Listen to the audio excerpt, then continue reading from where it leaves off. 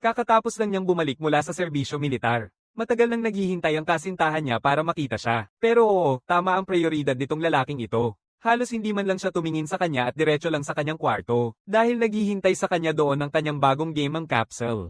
Bago siya pumasok sa army, siya ang numero 1 sa isang sobrang hirap na laro, yung isang laro na sa huli ay na-shutdown na. Pero ngayon, may bagong katulad na laro na inilabas at hindi na siya makapaghintay na subukan ito. Pagpasok sa mundo ng laro, may yugto ng paggawa ng karakter.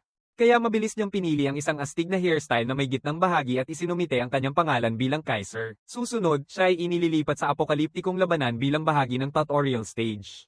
Ang graphics ng VR ay kamangha-mangha, pero una, kailangan niya ng armas. Kaiser pumili ng espada at nakatagpo si Charlie, ang kapitan ng kabalyero, na nagdadala sa kawal upang harapin ang laban.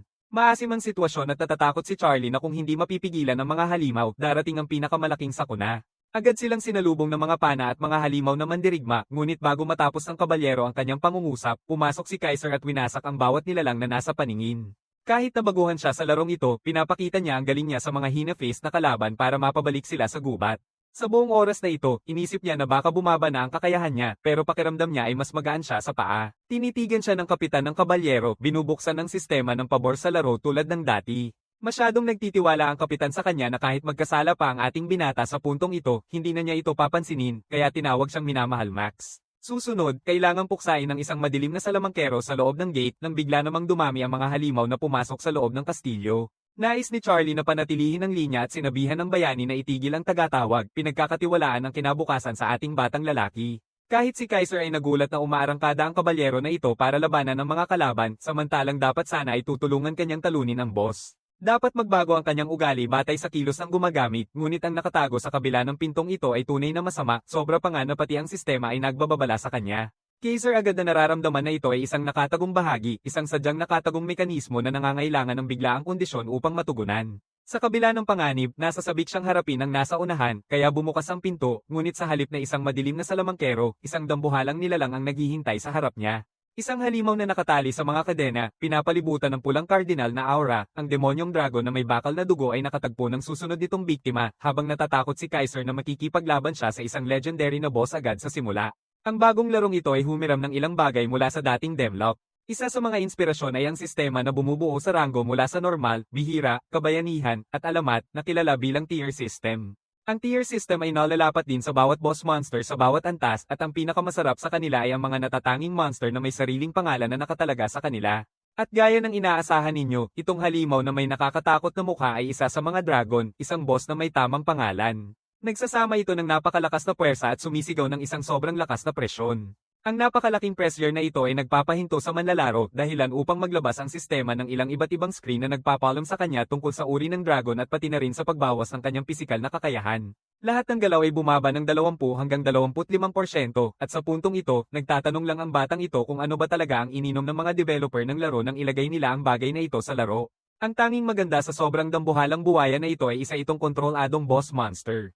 Kahit pa, ang tamaan ng isang atake mula sa kanyang paa ay isang mabilis na pagpunta sa Shadow Realm. Si Kaiser ay nakaharap na sa mga ganitong sitwasyon sa Demlock. Ang kanyang mga kalaban ay nakakatakot na mga boss monster, kaya't mayroon lamang siyang isang pagpipilian, ang pumatay o mapatay. Pinaputok ng magaling na manlalaro ang kanyang espada at umiwas sa unang atake, isang ataking Sumaira sa lupa. Umiiwas siya sa kanan bago muling sumugod sa laban gamit ang malawak na saksak, pinaputok ang dragon ng isang uri ng dragon. Isang ikalawang sigaw ang nagpagulat sa halimaw muli sa kanya. Narealize ni Kaiser na malapit na siyang matapakan, kaya tinapatan niya ang paa gamit ang isa pang sipa ng espada, ngunit naitabla siya pabalik ng ilang talampakan mula sa epekto. Sandali siyang tumingin kung gaano kalaki ang nasira niya, at mula sa 1,000,000 buhay, 120 lang ang nawala sa lalaking ito. Sa madaling salita, kailangan niyang magpakatatag o mapapadali siya sa plato. Ito ang pinakamasamang antas ng kahirapan kung isasaalang-alang ang tutorial boss sa simula pa lang. Muling sinaksak ni Kaiser ang dragon habang naaalala ang mga nakabaliw na komento na nabasa niya sa forum tungkol sa dragon na ito. Mukhang kahit ang pinakamagagaling na manlalaro sa larong ito ay hindi pa rin nakalaban ang nilalang na ito, pero ang batang ito ay sobrang galing sa mga pag-atake na ito. Lalong damadami ang mga komento na pumasok sa kanyang alaala habang ginagamit niya ang kanyang espada upang tanggihan at saktan ng dragon bawat pagkakataon. Kahanga-hanga, napansin din ng mga komento kung paano naibunyag ang pangalan ng species ng demonyong dragon. Marami sa mga manlalaro akala nila ay isang uri ng bug habang ang iba ay hindi talaga ito maintindihan. Alam mo, may isang tao na sa wakas ay natalo ang tutorial boss monster sa unang pagkakataon. Pinaputol niya ang kuko ng dragon, pinapahirapan ng hayop sa tuloy-tuloy na paghiwa. Seryosong binaril ni Kaiser ang hayop na parang Levi Ackerman Beyblade at sinimulang putulin ang buong katawan nito. At tiyak na mapapabagsak ang dragon, pinangalanan siyang unang tao na nakatalo sa isang legendary na boss sa tutorial. Makakatanggap siya ng gantimpala sa lalong madaling panahon. Pero sa ngayon, nakahinga ng malalim si Kaiser at pagod na galit sa katigasan ng ulo nitong dambuhalang boss. Inilalabas niya ang kanyang espada at nakatuon sa detalye na siya ang unang manlalarang nakapatay sa boss na mas nauna pa sa ilan sa kanyang mga dating kaibigan. Kahit sila, akala nila hindi matatalo ang halimaw sa yugto ng tutorial. Pero sa ngayon, curious si Kaiser kung kamusta na ang mga kaibigan niya sa pansamantala. Bilang gantimpala, nakuha niya ang titulong unang tagapagpatay at na-unlock ang ilang katangian para sa kanyang paglalaro. Ang una ay ang dalubhasa sa armas. Ang ikalawa ay nakatagong dragon, ang ikatlo ay slayer, ang ikaapat ay hero, ang ikalima ay overcome. Natupad na ang kanilang mga kondisyon, kaya na-unlock ang mas makapangyarihang trait na tinatawag na mata ng katotohanan. At sa unang tingin pa lang, nagulat si Kaiser na nakuha niya ang napakaraming ito sa isang laban lang. Sa karaniwan, isang trait lang ang nakukuha ng bawat manlalaro sa tutorial. Pag-usapan natin sandali ang mga katangian. Isa sila sa mga espesyal na sistema sa larong ito na nag-iiba-iba mula sa iba't ibang uri tulad ng Guide at Sword Master. Ang ilan sa mga mas mataas na antas ay nakukuha lamang batay sa performance. Sa kasalukuyan, halos doble na ang mga stats ni Kaiser. Ang mga epekto ng kanyang espada ay tumaas din kasabay ng maraming iba pang nakakatuwang mga buff. Tinitingnan niya ang espesyal na katangian na nagbibigay daan sa kanya na makita ang mga bagay na karaniwang nakatago. Ito ay isang malabong epekto, at oo, habang ang Weapon Master at Hero Slayer ay magagandang katangian sa kanilang sarili, hindi naman sila espesyal. Palaging may ilang tao sa mga manlalaro na magkakaroon ng ganitong mga katangian. Pero pagdating sa isang natatanging kasanayan tulad ng mata ng katotohanan, ito ay isang kakaibang bagay. Sa madaling salita, nanalo ang isang tao sa loto sa pagkakataong ito, nakakuha siya ng iba't ibang gantimpala at nakamit ang isang kamanghamanghang tagumpay. Kahit ang titulo na nakuha niya ay nagbibigay sa kanya ng espesyal na epekto para makapagdulot ng 10% mas mataas na damage sa mga boss na halimaw. Ngayon, pakiramdam ni Bro ay para siyang nabubuhay sa marangyang buhay, lalo na noong madalas siyang swertihin sa nakaraang laro, katulad ko tuwing magbubukas ako ng kaso sa Counter-Strike. Anyway, tinitingnan niya ang pagbukas ng pinto. Ito pala si Kapitan Charlie na duguan at may pasa. Nabibigla ang lalaki nang makita ang manlalaro at tinanong kung nagawa talaga ni Kaiser na mapatay mag-isa ang mga halimaw. Hindi maintindihan ng kapitan kung paano hindi man lang sugatan ng malubha ang lalaking ito, kaya't nagtatanong siya kung anong klaseng player siya talaga na parang Diyos. Hindi niya pinili na alamin pa ang tungkol sa nakaraan ni Kaiser at ibinahagi niya na ang mga bayani ay karaniwang nililikha sa panahon ng ganap na kaguluhan, kaya ang presensya ng lalaking ito ay isang palatandaan ng pag-asa sa mundo. Nababagot ang aming batang lalaki sa nakakaaliw na usapan sa laro habang ang lalaking ito ay nakaluhod at nananawagan sa bayani na bigyan siya ng pagkakataong maging kanyang espada. Kahit ang sistema ay nagpapaliwanag na totoo ang kanyang hangarin at magiging kasapi siya ni Kaiser dahil dito. Nabigla ang ating binata sa alok pero alam na ni Charlie na pumanaw na siya sa bersyon ng laro kaya wala nang magiging espesyal na benepisyo. Partikular na binigyang diin ng tutorial na magaganap ang pangyayaring ito sa nakaraan at akala niya ay isang pangkaraniwang formalidad lang, sinabihan ni Kaiser ang kapitan na gawin niya ang anumang gusto niya. Ang kanyang mga salita ay tinanggap bilang pagtanggap na nagbibigay sa kanya ng suporta ng kapitan. Ang lalaki ay ngayon matutulog ng mapayapa, umaasang mas magandang kinabukasan kasama ang bayani. Tinitingnan ni Kaiser ang mga salitang iyon habang sinasabi ng sistema na malapit na siyang babalik sa Pantheon. Isang malaking portal ang lumitaw sa likod niya, oras na para umalis sa tutorial stage, pero bago siya umalis, tinawag ng knight ang kanyang master at nagtatanong kung saan ang susunod nilang pupuntahan. Iniisip ito sandali, sagot ni Kaiser na pupunta sila kung saan sila kailangan dahil magulo ang mundong ito. Nasisiyahan ng kabalyero sa sagot na ito, para siyang si Bro na nagbanggit kay Socrates o kung ano paman. Anyway, nagsimula ang proseso ng paglipat sa isang 5-segundong timer, binigay ng kapitan sa kanya ang isang artifact bago matapos ang countdown, at sa kanyang huling salita, ngumingiti si Charlie at nagpapasalamat sa kanyang pinuno, umaasang maliligtas. Agad na ibinalik si Kaiser pabalik sa Pantheon pagkatapos ng sequence na ito, tinatanggap siya sa isang lugar kung saan pipili ang isang manlalaro ng isang Diyos at sisimulan ang kanilang landas para sa mga biyaya nito. Hinahangaan niya ang kilalang estruktura ng Pantheon, ngunit mas karaniwan, maaari itong ituring na karaniwang gacha room. Ang lugar na ito ang responsable sa pagpapaiyak at pagpapatawa sa ilang manlalaro depende sa kanilang swerte dahil ang Diyos ng gacha ang namamahala sa kanilang swerte. Dahil isang Diyos lang ang pwedeng paglingkuran ng isang manlalaro, ang kanilang landas ay naaayon sa kanilang pagpili. Lahat sa larong ito ay nahahati sa mga antas at ang mga Diyos ay may sarili nilang tier, tulad ng kwento, bayani, at mitolohiya. Ang mga Diyos ng kwento ay mga nilalang na naging Diyos sa pamamagitan ng mga kwento na kumalat noong sinaunang panahon. Ang mga Diyos ng hero ay yaong mga nag-ambag sa kagalingan ng sangkatauhan na nagbunsod sa kanilang pag-akyat sa katayuan. Sa wakas, mayroon ng mga Diyos na mitiko, ang mga responsable sa buong mga mitolohiya, tulad ni Zeus o Odin, mula sa kani-kanilang mitolohiya. Asahan na, ang mga Diyos na mitiko ay nasa pinakamataas na antas din. Bawat lumilipad na card sa dimensyong ito ay naglalaman ng iba't ibang Diyos, kaya pinapayagan siya ng sistema na pumili ng isa. Alam niyang pangit ang swerte ng batang ito, pero ang pinaka nagpapasorpresa sa kanya ay ang kumikislap na gintong card sa gitna ng iba. Sa pag-activate ng kanyang mata ng katotohanan, biglang napagtanto ni Kaiser na magagamit niya ang kakayahang ito upang makita kung ano ang nasa likod ng anumang baraha. Dito nagsisimula ang tunay na kapangyarihan ng kakayahang ito dahil malalaman niya ng tunay kung aling gotcha pull ang pinakamaganda at gagamitin niya yon para sa kanyang pakinabang. Yung mga kasamahan niya na nagsabi sa kanya na swerte niya, naapektuhan ang damdamin niya dahil palagi nitong pinaparamdam sa lalaki na nalulungkot siya. Pero ngayon, nagbago na ang lahat, maaari na siyang maging isang makapangyarihang Rancor. Hindi mapigilan ni Kaiser ang kanyang kasiyahan at nakangiti ng nakakatawa dahil alam niyang panalo na siya. Mula ngayon, nagpa siyang tutukan lamang ang mga gintong card para sa kanyang sariling kapakinabangan. Kinuha niya ang unang card, nagliliwanag sa gintong kinang na may dalang isang army na Diyos ng Espada, si Tyr. Ito ay isang mythic na kuha, kaya yun ang nakakakilig, pero sa parehong oras, ang sistema ay naglalabas ng kakaibang mensahe. Mukhang hindi pa kwalipikado si Kaiser na maging apostol ni Tyr, kaya pinipilit siyang humugot pa ng isang baraha. Naiiyak si Bro, tinatanong kung bakit hindi siya makakatanggap ng pagiging apostol sa simula pa lang. Kahit ang Diyos ng mito ay nagulat sa pahayag na ito. Ito ay isang kakaibang pangyayari, hindi pa siya nakarinig na may manlalaro na nakakaranas ng isang bagay na pamilyar. Nananatili sa kanyang alaala ang salitang sisidlan dahil karaniwan, tuwing pinapatay ng spawn ng Demon Lord ang isang manlalaro, naghahatid ang Diyosa ng isang pahayag sa kanila. Ang tanging problema lang ay pinatay ni Bro ang spawn, kaya hindi na dumating ang Diyosa. Sa madaling salita, nagkakaroon ng problema si Bro dahil napatay niya ang tutorial boss, kaya hindi niya natanggap ang biyaya ng Diyosa. Tinitingnan ni Kaiser ang kanyang mga sistema, ngunit wala siyang nakikita. Hindi kasama ang bahagi ng apostol, tinuturing lamang siyang isang ordinaryong manlalakbay. Ito ay nagpapahirap sa kanya, kaya't nag-iisip siya tungkol sa kanyang susunod na hakbang. Parang nakuha ni Bro ang isang Egyptian God card mula sa Yu-Gi-Oh, pero hindi na niya ito magawang tawagin. Lahat ng card ay pare-pareho ang sinasabi, kaya't siya ay mapipilitan na bumaba sa kanyang mga tuhod, biktima na naman ng kanyang malas. Hindi alam ng batang ito kung ano ang susunod niyang gagawin dahil kahit ay delete niya ang karakter na ito at mag-restart ng laro, aabutin ito ng 2 buwan na paghihintay. Pero nangyari ang hindi inaasahan. Napalingon siya sa kanan, napansin ang isang kakaibang baraha na nagliliwanag ng makapangyarihang pulang enerhiya.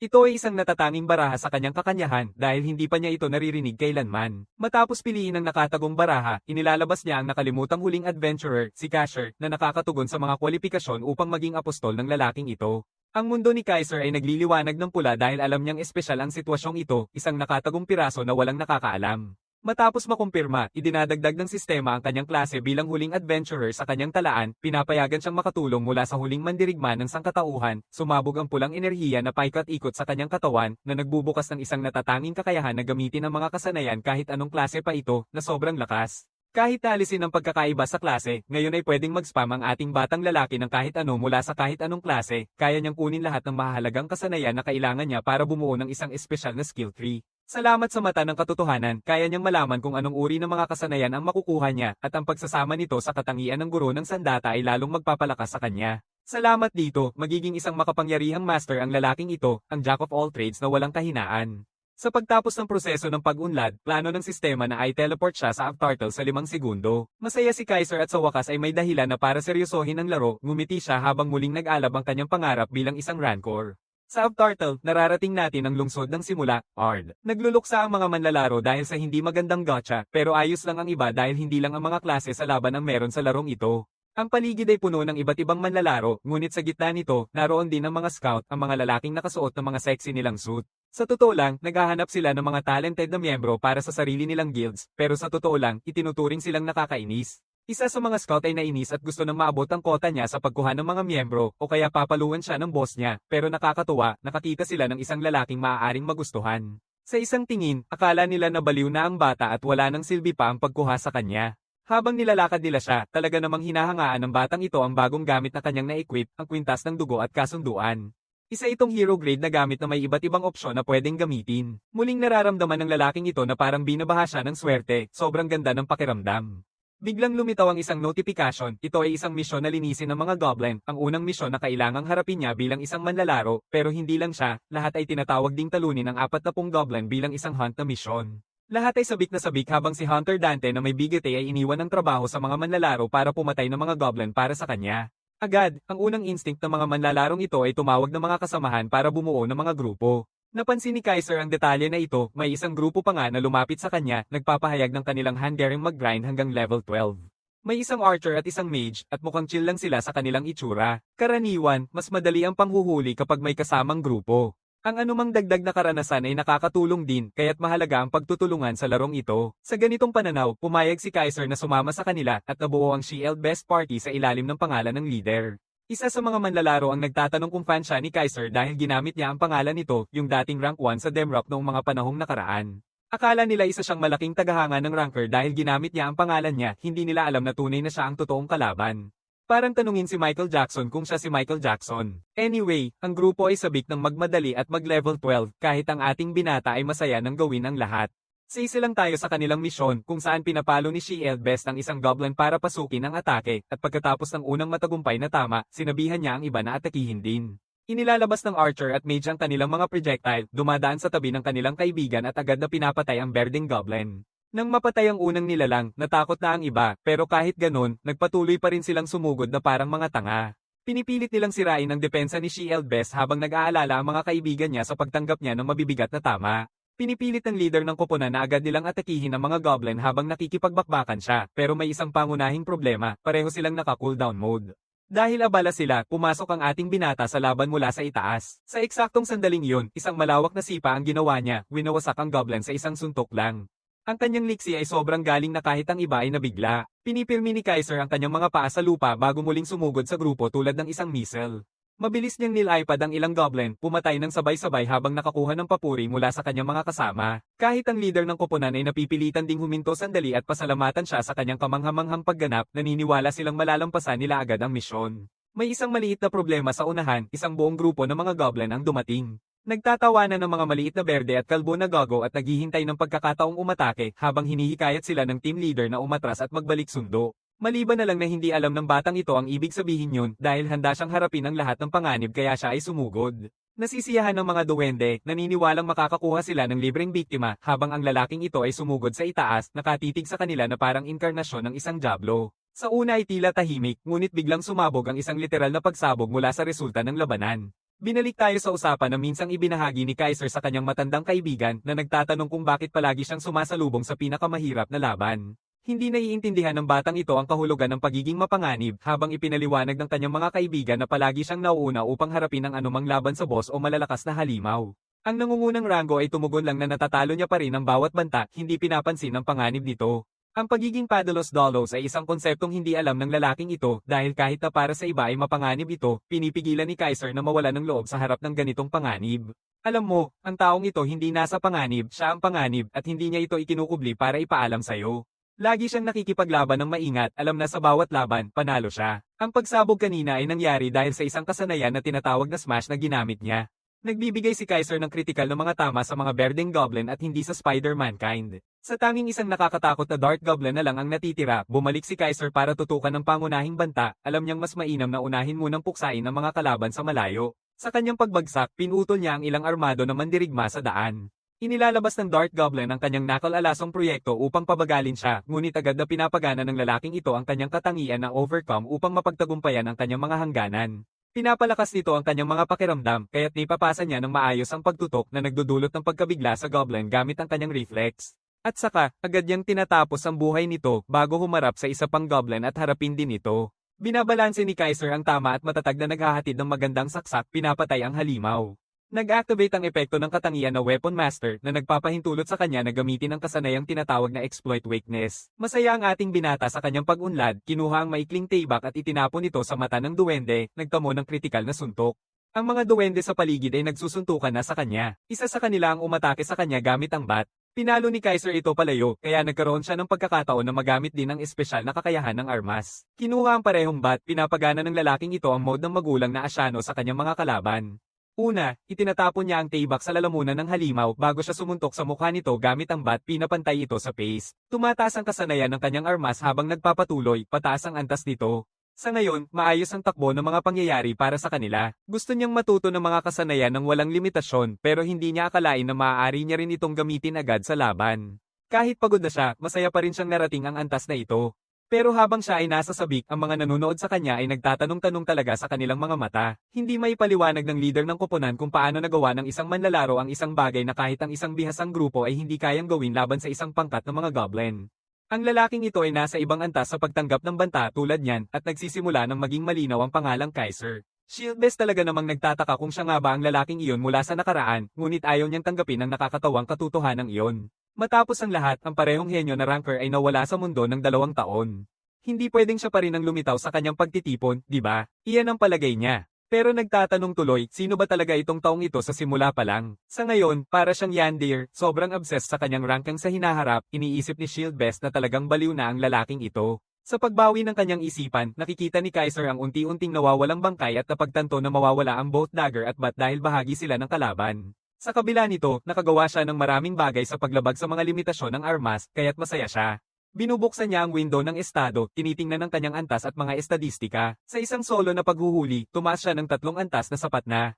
Kahit na may access siya sa lahat ng armas, mahal na mahal ni Kaiser ang kanyang espada at balak niyang ilaan ang kanyang mga puntos sa lakas at liksi. Ang iba pang mga estadistika ay ligtas na napoprotektahan ng kanyang mga item at kakayahan, kaya relaxed siya. Sa gitna ng kanyang pagdiriwang, dumating ang kanyang mga bagong kaibigan upang purihin siya sa kanyang galing sa laro. Shieldbest siya ang nagkikislap bilang tunay na Kaiser, habang hindi mo ari ng iba kung bakit susubukan pang maglaro muli ng game na ito ang isang legendary ranker. Gayunpaman, ang kanyang mga kasanayan ang pinakamahusay sa pinakamahusay, kaya hindi imposible na paniwalaan nila ang katotohanan. Habang nag-aaway sila, ang tanging naiisip ni Kaiser ay kung paano siya talaga ang tunay na Kaiser. Sa kanilang curiosity, tinanong nila kung nakakuha siya ng isang mythic na Diyos para sa kanyang damage, na sinagot niya ng magalang na nagsasabing salamat ito sa kanyang mga katangian at titulo. Nabigla sila nang marinig na nakakuha siya ng magagandang kagamitan at nagtatanong kung balak niyang maging isang tunay na ranker. Nagsimula ang tahimik na sandali sa grupo at iminungkahi ni Shieldbest na maghunting pa sila habang naibalik na ang kanilang stamina. Handa na ang iba at ayos lang din kay Kaiser. Sa katunayan, mas naging kumpiyansa at umaasa pa nga ang grupo niya sa kanyang ambag. Ngunit sa kanilang mga usapan, ang naaalala niya lang ay ang mga salita ng dati niyang grupo. Lahat sila ay gustong hayaan siyang pangunahan ng raid, ngunit naaalala niya ang karanasang ito ng positibo at nagtatanong kung ano na ang ginagawa ng mga dating kaibigan niya. Bigla, may lumabas na agarang misyon na isang mini-boss monster quest. Inaasahan na papatayin ng grupo ang mutant goblin ng walang takdang oras na nagpasabog kay Kaiser sa gulat. Pagkatapos ay lumipat ang kwento sa pasukan ng kuweba kung saan nakatayo ng sama-sama ang buong grupo. Sa wakas ay narating na nila upang harapin ang mutant goblin at tapusin ang misyon. Palaging nagrereklamo ang Archer at ang Mage kung gaano sila kabado ngayon kahit na lahat sila ay nagsumikap na at umakyat na sa level 9 habang papunta dito nang hindi nagtitipid. Ngunit, nauunawaan ng ating bayani kung saan nagmumula ang pagkabalisa na ito dahil ang dungeon na kanilang papasukin ay kilala bilang Newbie Slayer sa mga manlalaro. Naalala ni Kaiser ang mga pagsusuri kung saan paulit-ulit na nagsasalita at nagpapanik ang mga tao tungkol sa kung paano malalampasan ang dungeon na ito nang hindi paulit-ulit na mamamatay sa bawat subok. Higit sa lahat, halos garantisadong may mamamatay sa kanilang unang subok.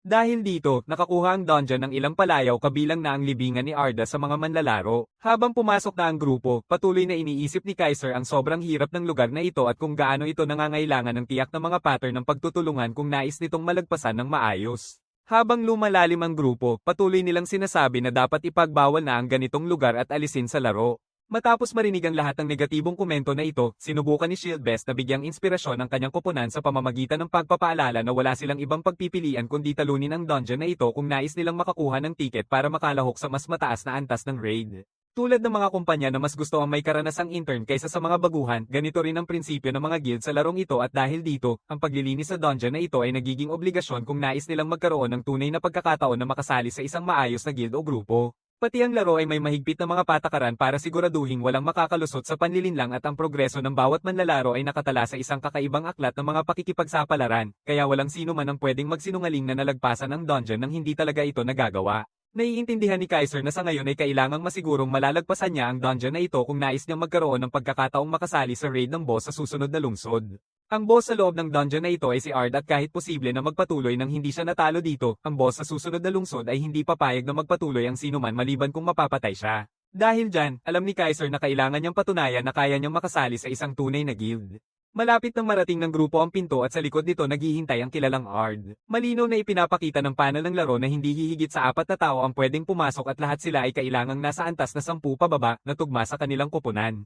Tinanong ni Kaiser ang grupo kung handa na silang lahat at agad na sinabi ni Eubank na ganap siyang handa at ilang beses nang pinag-aralan ang estratehiya ng higit sa 10 beses. Ang leader na may shield ay pinapagana ang misyon at tinanggap ito ng lahat ng walang pag-aatubili. Babukas ang tarangkahan at pumasok sila sa tahanan ng Goblin na mandirigmang si Ard habang naghahanda si Kaiser na muling sumabak sa laban dahil matagal na mula nang ipakita niya ang kanyang kakayahan. Sa sandaling iyon, lumitaw ang boss monster na may nakangiting nakaliko sa mukha. Mayroon siyang 20,000 hit points at umungol habang naghahanda na durugin ang grupo ng mga adventurer na nagpasimangot na gisingin siya. Nababalisa si Yubang sa pakiramdam ng lahat at nag-aalangan niyang tanungin kung laro pa rin ba ito o kung napunta siya sa isang ibang mundo. Kaiser sumisigaw sa lahat na mag-ingat habang diretso silang tina-target ng boss. Tumingin si Shield kay Kaiser at naisip na kahit gaano siya kalakas, hindi niya kayang protektahan silang lahat ng sabay-sabay. Mabilis siyang umusad, itinaas ang kanyang kalasag, at sinabihan ng iba na umatras habang naghahanda siyang tanggapin ang buong lakas ng pagbomba ng boss. Natutunan niyang patahimikin ang boss at sinabihan ng lahat na samantalahin ang pagkakataon at saktan ito ng buong lakas nila. Ngunit mabilis na nakabawi si Ard, ang Goblin, at muling umatake. Inihahampas nito ang espada, ngunit naibabay lang muli ng tagapagtanggol ang atake gamit ang kanyang kalasag habang pinapagana ang kanyang katangian ng proteksyon na nagpapataas ng depensa at lakas habang nananatili sa likod niya ang mga kasamahan niya. Nakikita si Kaiser na palipad-lipad habang walang pake na pinaputol ulit ang Goblin. Sumisigaw ang Goblin at umatras. Pinakamahusay na tinitingnan ng Shield ang monster na nakangiti na napagtanto na malamang makakalusot sila sa unang yugto ng walang problema. Bigla, sigaw ni Aim for the Head na nagsasabi sa kanya na paparating na ang pattern. Hindi makapaniwala ang Shield sa naririnig niya dahil sa naaalala niya ay kailangang pababain ang hit points ng Goblin sa kalahati upang matrigger iyon. Ngunit nagulat siya nang makita ang halimaw at mapagtanto na natupad na ang kondisyon. Bigla namang sumugod ang ating bayani at pinutol ang kamay ng Goblin. Ngumiti siya at sinabing tapos na niya ang pattern. Pagkatapos, lumilipat ang kwento sa nakaraan kung saan ini-interview si Kaiser. Tinanong siya ng babae tungkol sa lihim sa tagumpay ng kanyang grupo dahil napapasa nila ang mga boss at dungeon na napakahirap harapin. Sagot ng ating bayani na walang masyadong pagpapanggap na ang ginagawa lang nila ay nananatili sa kanilang lakas. Naalala ng tagapanayam ang komposisyon ng grupo na may 4 na papel kabilang ang tank, DPS, healer, at support. Sinasabi niya na parang kulang ang grupo ni Kaiser sa tank at tinatanong kung paano pa rin posible ang mga raid ng walang ito. Inamin ni Kaiser na ang mga tank ay mahalagang bahagi ng anumang grupo, lalo na kapag kailangang pigilan ang pattern ng boss. Gayunpaman, ipinapakita niya at ikinagulat ang babae sa pagsasabing siya ang mismo ang nangangasiwa niyon. Bumabalik sa kasalukuyan, umiiyak sa sakit si Ard matapos maantala ang pattern nito at maputol ang braso nito. Hindi makapaniwala si Shield best sa nakikita niya dahil ayon sa kanyang alam, kahit ang mga tank ay mahihirapang putulin ang pattern ng isang boss. Dito, ang attacker ng team ay gumagawa ng himala na gagawa ang hindi niya magagawa sa isang suntok lang. Muling bumaba si Ard, ang Goblin, sa atake ngunit muli siyang pinutol ni Kaiser ng madali. Nasisiyahan ng Archer at itinuro na ang tagapag-atake ng koponan ay nakatuon lamang sa mga mahahalagang bahagi. Sa puntong ito, naantala na ni Kaiser ang isa pang pattern at ang boss ay may halos 1/4 na lamang ng HP nito. Pinaputukan ni Shield ang grupo na maghanda para sa darating na ikalawang yugto. Handa na ang Mago at ang Archer dahil ayaw nilang hayaan si Kaiser na kunin ang lahat ng atensyon. Pagkatapos, ipinapakita ng mutant na Goblin na mandirigma ang kanyang katangian at pumasok sa berserk na estado. Inaasahan na ito ng ating binata at naaalala niya na bawat boss ay may kanya-kanyang kakayahan. Naalala niya na ang Ard ng Goblin ay binigyan ng 2 kakayahan ng laro na kilala bilang 007 Bang. Ang unang katangian nito ay naglalagay ng debuff sa koponan ng kalaban kapag ito ay natama ng pisikal na pinsala ng 4 o higit pang beses. Ang ikalawang katangian naman ay nagpapahintulot dito na i-reflect ang magic na pinsala kung ito ay gagamitin ng 3 o higit pang beses. Maliban dito, ang epekto ng Berserk ay nagpapababa rin ng kanilang bilis ng 4%. Nagreklamo ang Archer tungkol sa debuff at sinasabi na palaging masisira ang boss na ito sa bawat segundo kahit na halos wala pang nagagawa sa laban na ito. Sa kabilang banda, hindi naapektuhan si Kaiser ng kahit anong debuff na ito. Pinapayagan siya ng kanyang katangian na hindi pansinin ang Berserk effect, kaya't natuwa siya. Habang si Shield Best ay nagbibigay ng utos na umiwas sa mga atake at mag-focus muna sa pag-iwas, may ibang plano si Kaiser. Ibinubunyag niya ang kanyang layunin na putulin na lang ang monster at umaarangkada pasulong. Arday kung makagat na parang may pagkakataon pa siya at gaya ng inaasahan, sobra ang lakas ng MC at pinutol niya ang halimaw na parabang napakadali lang. Samantala, hindi pa rin maintindihan ng Archer at Mage kung bakit hindi apektado si Kaiser ng mga debuff. Kahit si Shield Best ay sumuko na sa ideya na matatalo sa laban na ito, tinitingnan niya si Kaiser ng may pagtataka at nagtatanong pa rin kung siya nga ba talaga ang Kaiser mula sa mga alamat. Sa puntong ito, panonood lang silang tatlo habang patuloy na binabato ni Kaiser ang kanyang espada sa Goblin. Sa gitna ng laban, naabot ng ating bayani ang antas na 10 at tumaas ang kanyang kasanayan sa pagsasanib ng espada sa antas na 7. Dahil dito, tumaas ang kanyang pinsala gamit ang espada ng 7%. Sumugod siya sa Goblin para sa isang pinal na atake at biglang nagpakita sa harap nito, pinutol ito sa gitna. Sa ganitong paraan, sinabihan sila ng sistema ng laro na natalo na si Ard, ang mutant Goblin na mandirigma, at nalinis na ang dungeon. Sa halip na magdiwang, nananatiling nakalugmok sa kanyang isipan si Shield Best, sinusubukang alamin kung ang taong nasa harap nila ay talaga bang ang legendary Kaiser mismo at hindi isang murang kopya lamang. Nang marinig ito, ang dalawa pang natigilan din. Sinabi ng sistema ng laro na kanilang binasag ang record at nakuha ang unang pwesto sa ranggo ng limitasyon sa oras. Ang mga gantimpala ay ibinibigay batay sa ambag at gaya ng inaasahan, si Kaiser ang nanguna sa koponan. Tatanggap siya ng pulang leader na top at maraming iba pang goblin na gamit na malamang ay hindi niya magagamit. Bukod pa rito, nakuha rin niya ang titulong trono ng time attack na nagpapataas ang kanyang bilis ng 10%. Nakatayo si Kaiser roon ng may pagmamalaki habang muling nagliliwanag. Tinitingnan nila ang kanilang mga screen, lahat ay sobrang excited sa mga patak ng Diyos na nakuha nila.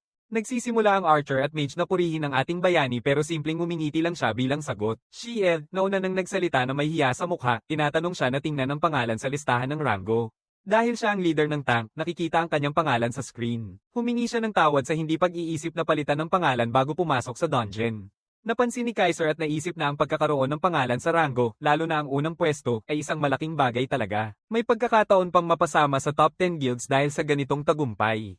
Kahit na ito ay isang dungeon para sa mga baguhan, nagawa pa rin nilang agawin ang atensyon mula sa nangungunang manlalaro, bumalik sa grupo, humingi muli ng paumanhin ang tank at nag-alok na magbayad para mapawi ang pagkakamaling iyon. Ngunit ngumingiti lang ang ating binata at agad na pinapatawad sila dahil nangyayari talaga ang ganito. Automatic na near-record ng computer ang pangalan ng leader kapag pumasok sa dungeon at hindi rin niya inasahan na makakakuha siya ng first place.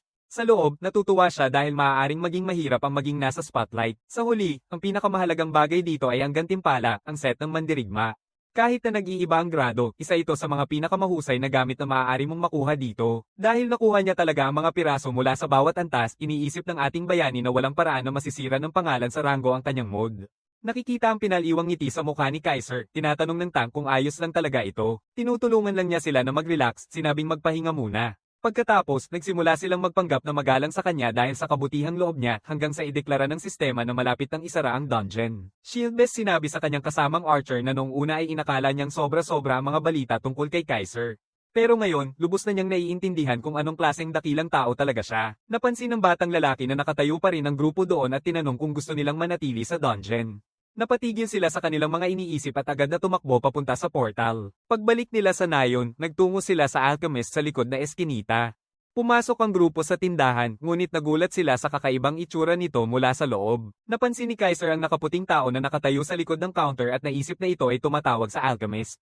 Nakita ang kanyang masamang mood, nagsimula ng mag-alinlangan ang lahat tungkol sa misyon. Sinimulan silang pagtawanan ng alchemist, tinatanong kung sumuko na sila at pinaalalahanan na kailangan pa niya ng maraming dugo para sa kanyang pananaliksik. Pagkatapos, binato ng ating binata ang vial ng dugo sa counter, na labis siyang nagulat dahil hindi pa nga umaabot ng 40 minuto. Nang makita ang kumpiyansa sa grupo, nagsimula ng magrosas ang mukha ng alchemist na parang batang babae.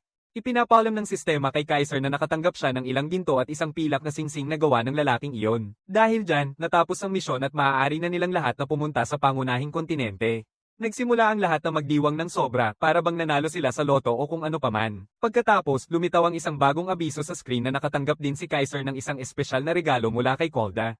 Itinatago niya ito para sa huli at sa halip ay binubuksan ang gantimpala na tiket ng mababang antas na kasanayan. Nagsisimula ang screen na maglabas ng kakaibang liwanag at mga baraha ang lumalutang palabas, pinupuno ang silid.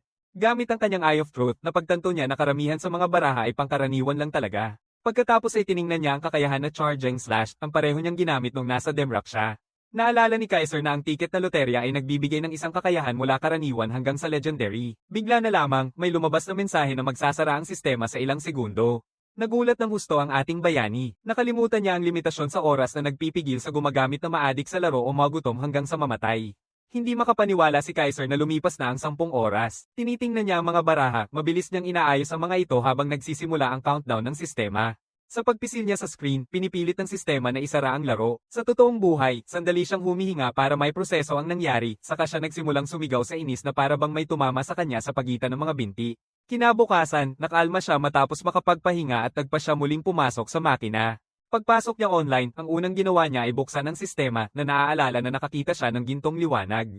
Bumaba ang kanyang mod nang makita niyang hindi legendary ang card at naisip na unti-unting nauubos ang kanyang swerte. Nagulat siya nang makita na nakuha niya pala ang kakayahang backstab. Ang sobrang lakas na kasanayang ito ang dahilan kung bakit iwasan ng maraming malayo ang mandirigma na makipagbakbakan sa mga asasin. Kahit gaano pa nila kagustuhing umiwas, pinapayagan ng kasanayan na ito ang asasin na mabilis na makalapit. Nagsimula si Kaiser nang umiti ng parang baliw nang mapagtanto niyang nakuha niya ang kasanayan kahit hindi siya isang assassin. Kung makakakuha pa siya ng ilang pang sobrang lakas na kasanayan tulad nito, magiging tuluyang hindi mapipigilan siya. Biglang dumaan ang isang wannabe hotshot, pinapakita sa kanyang girlfriend na siya ay isang pro player. Nang mapansin ng magkaibigan ang kakaibang itsura ng ating binata, nagpanik sila at biglang nagbago ng ugali. Sa wakas ay nakalabas na sa mundo ng pantasya, nagpa siya si Kaiser na isuot ang mga kagamitan na nakuha niya. Suot ang bagong itsura, naisip niya na panahon na para pumunta sa pangunahing kontinente. Habang lumalabas ang portal, naaalala niya na hindi man lang siya nakapagpalong sa tropa na kasama niya. Bagamat nagsimula siyang makaramdam ng pagiging komportable kasama nila, naniniwala siyang ito ay tadhana at sa wakas ay pumasok na siya. Sa pagpasok sa lore mode, masaya ang lahat ng mga manlalarong nakaligtas mula sa Ard na pumasok na sa pangunahing kontinente. Hindi katulad ng panimulang lugar na nahahati sa mga server ayon sa bansa, dito pwedeng magtagpo-tagpo ang mga tao mula sa iba't ibang panig ng mundo. Ang unang simula sa paglalakbay ay ang lungsod ng Raven. Habang papasok ang ating binata sa lungsod, ilang gabi ng biyahe sa gate, may dinadala silang kriminal.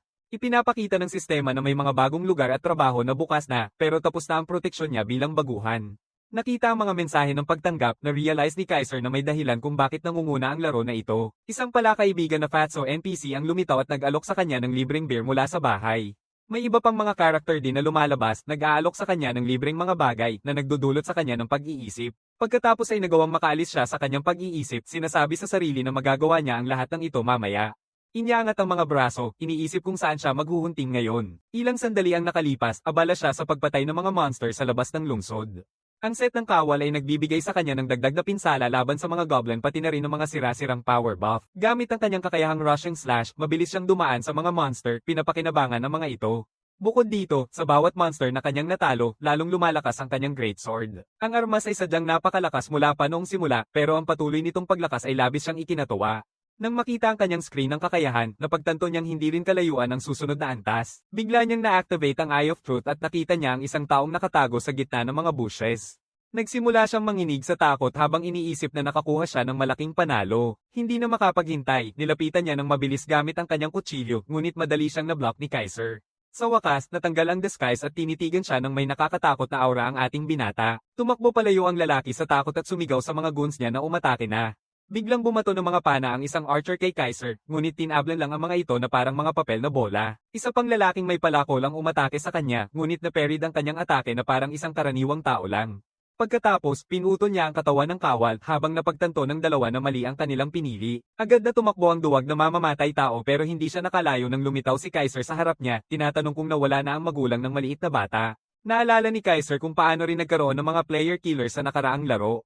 Karamihan sa mga laro ay meron nila. Kahit ang hari ng mga laro na Sword Art Online ay nagkaroon din ng mga mabababang duwag na magnanakaw o nagagawa lang ito para makuha ang kasiyahan sa pagpatay sa iba. Sa larong ito na Go-US, tinatawag nila silang Noob Hunters sa halip na Player Killers o PK. Bumabalik ang kwento sa laro kung saan nakatayo ang ating bayani sa harap ng manok na halos mapamuwersa na ang panty. Ang Noob PK ay nalilito kung paano nagamit ng isang halatang ordinaryong mandirigmang espada ang isang backstab na karaniwang pag-aari ng isang assassin, ngunit bago niya maunawaan ang misteryo sa likod nito, pinatay na rin ang batang assassin. Pinapatay din ni Kaiser ang kanyang mga kasama na may mga nakakatawang pangalan tulad ng Not Your Mom. Sa halip na ituring si Kaiser bilang isang kriminal at pagbawalan siya, natuklasan ng AI ng laro na ang ginawa niya ay para lamang sa sariling depensa. Gayunpaman, matapos makipaglaban sa mga noob killers na ito, naalala ng ating bayani ang mga mabubuting kaibigang natagpuan niya sa Arda. Pagkatapos ay iniimbak niya ang kanyang mga gamit upang maiwasan ng mas maraming atensyon mula sa ibang mga pumatay ng manlalaro at nagtutungo upang tapusin ang iba pang mga misyon. Sa isang iglap, natapos ng lalaki ang maraming mga misyon at umakyat sa antas na 17, binuksan ang kanlurang pinto para sa kanya. Agad na pumasok si Kaiser sa pinto at pumasok sa kagubatan sa kanluran ng Raven. Sa kanyang pagpunta dito, pinaalalahanan pa siya ng mga NPC tungkol sa kung gaano kapanganib ang lugar na ito at kailangang tumakbo siya kung sakaling mapadpad siya malapit dito. Naiintindihan ng ating bayani na ang nakakaubos na atmosfera dito ay nagmumula sa makapal na kagubatan at sa mga dambuhalang insekto na nagkakalat, kasama na ang mga goblin na nagbabalak ng mga ambush. Sa kanyang nalaman, sobrang hirap ay handle dito at nagkaroon ng patakaran ng mga manlalaro na dapat may kasamang 3 tao kapag pumasok. Dahil dito, puno ang lugar sa harap ng kanluraning pinto ng mga tao na naghahanap ng iba upang makumpleto ang kanilang grupo para may pagkakataon silang makaligtas sa nakakatakot na lugar na ito. Habang ang iba ay naghahanap ng mga attacker at tank, ang iba naman ay naghahanap ng mga healer. Ang mga tagapagpagaling, gayunpaman, ay isang klase na karamihan sa mga tao ay iniisip na mas mabuting iwasan dahil sa kung gaano ito ka-boring at masakit na mahirap ay level up. Kapag nag-iisa si Kaiser, tinutukso siya ng mga tao na isang tambak na talunan na hindi makahanap ng sasama sa kanya, habang ang ating bayani ay tahimik na humihinga ng may kasiyahan. Doon, sa makapal na gubat, madali niyang nilalakad ang kanyang daraanan, tinataga ang mga goblin na nagulat sa kanilang sariling mga biglaang atake. Akala ng isang goblin na swerte siya ngayon at sumugod pero nabigo siya ng husto at nabasag sa lugar. Isang archer na goblin ang tumutok sa kawawang bata, ngunit naunahan siya ni Kaiser at itinapon ang kanyang malaking espada, pinutol ang itaas na bahagi ng katawan nito. Nang mawala ang kanyang espada at ang mga epekto nito, akala ng mga goblin ay may pagkakataon na sila. Gayunpaman, may suporta ang batang alamat habang mabilis siyang nagsusuot ng palakol at ginagamit ang backstab para pabagsakin sila gamit ang pababang sipa. Mabilis niyang nilalampasan ng mga goblin isa-isa at tumaas pa ang antas ng kanyang kasanayan sa paghahampas ng palakol. Matapos niyang tapusin ang misyon sa mga goblin, nakaramdam siya ng kung anong paparating mula sa likod at natagpuan ang isang malaking centipede na papasok upang punan ang tiyan nito. Lumipad ang mga ibon mula sa mga puno dahil sa biglaang gulo. Tumatalon si Kaiser sa hangin habang sumusunod ang unang centipede, sumisigaw ng matinding sigaw ng digmaan at buong lakas na sumipa upang maghatid ng malakas na suntok. Malakas ang tama ng centipede at napalipad ito, ngunit sa sandaling iyon ay muling bumalik ito upang maghiganti, kitang-kita ang determinasyon. Agad na kumilos ang ating bayani at naisalba ang atake. Sa parehong oras, nagpakita siya ng isang pang-ukit na palakol sa kaliwang kamay habang napapansin kung gaano ka hindi kaaya-aya ang itsura ng nilalang ng malapitan. Isang mabigat na hampas mula sa espada ang pumutol sa mga panga ng centipede at dalawang karagdagang tama mula sa kanyang espada ang sapat na upang tuluyang mapalaya siya sa halimaw. Tumaas ang antas ni Kaiser at ipinapakita ng kanyang screen ng mga estadistika na tumaas siya ng 2 antas.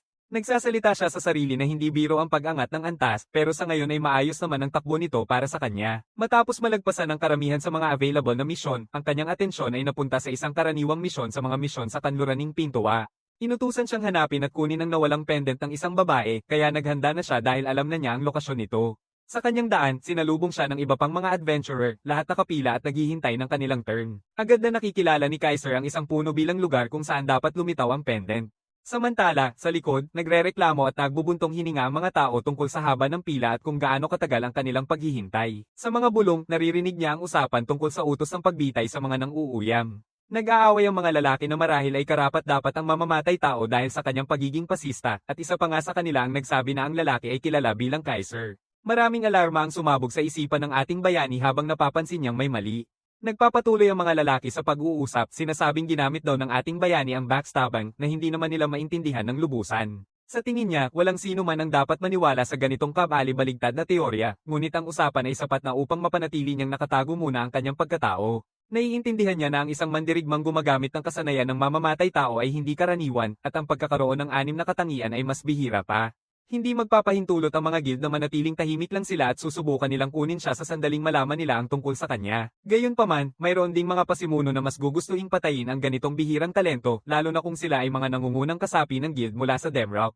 Ang kanilang tanging alituntunin ay makuha o sirain ang mga bagay na hindi maabot. Inaalis niya ang pendant mula sa kahoy at paalala sa sarili na masyadong maaga pa para sa anumang padalos-dalos na hakbang. Malapit sa kanlurang pinto, nakangiti si Camila habang tinatanggap ang kanyang pendant at nagpapasalamat sa ating bayani sa pagtulong sa kanya.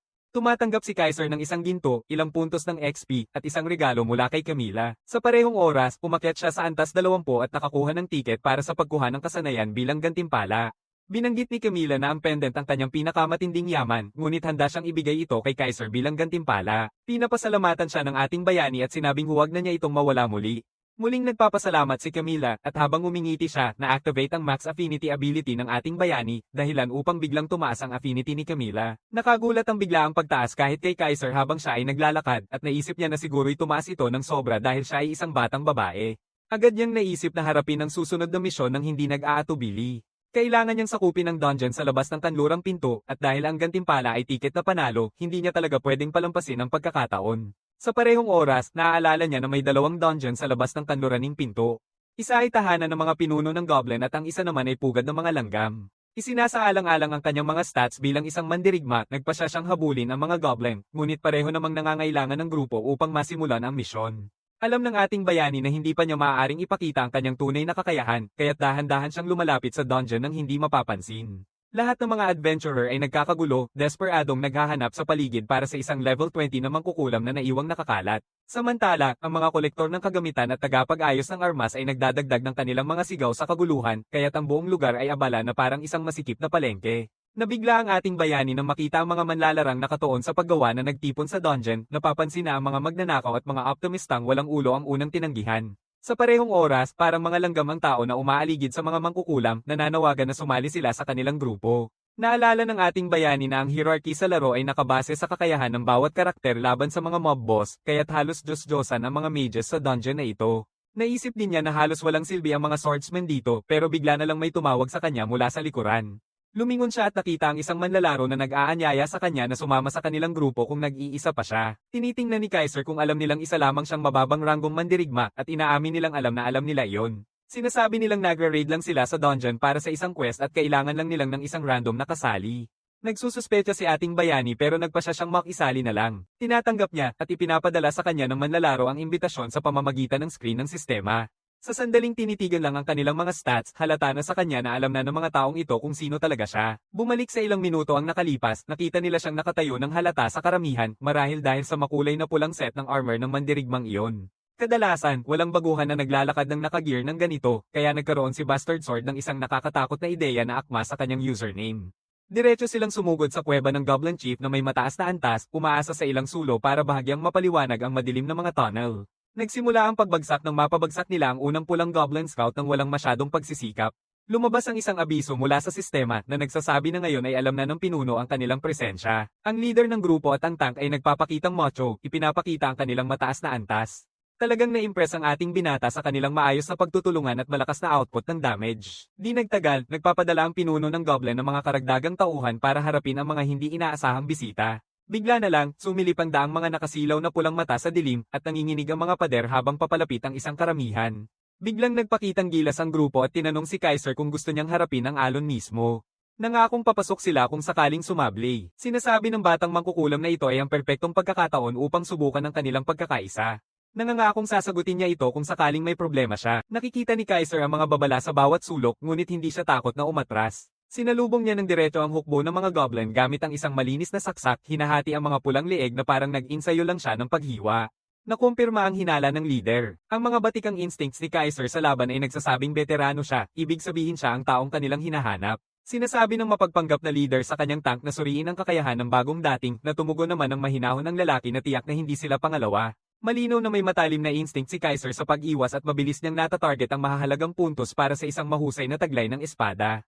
Pero, may sinasabi ang lalaki na hindi nagtutugma. Sinasabi niya na hindi pa rin umaabot sa antas na dapat talunin ng isang bihasang pro tulad ni Assassin Boy 69 ang baguhang ito.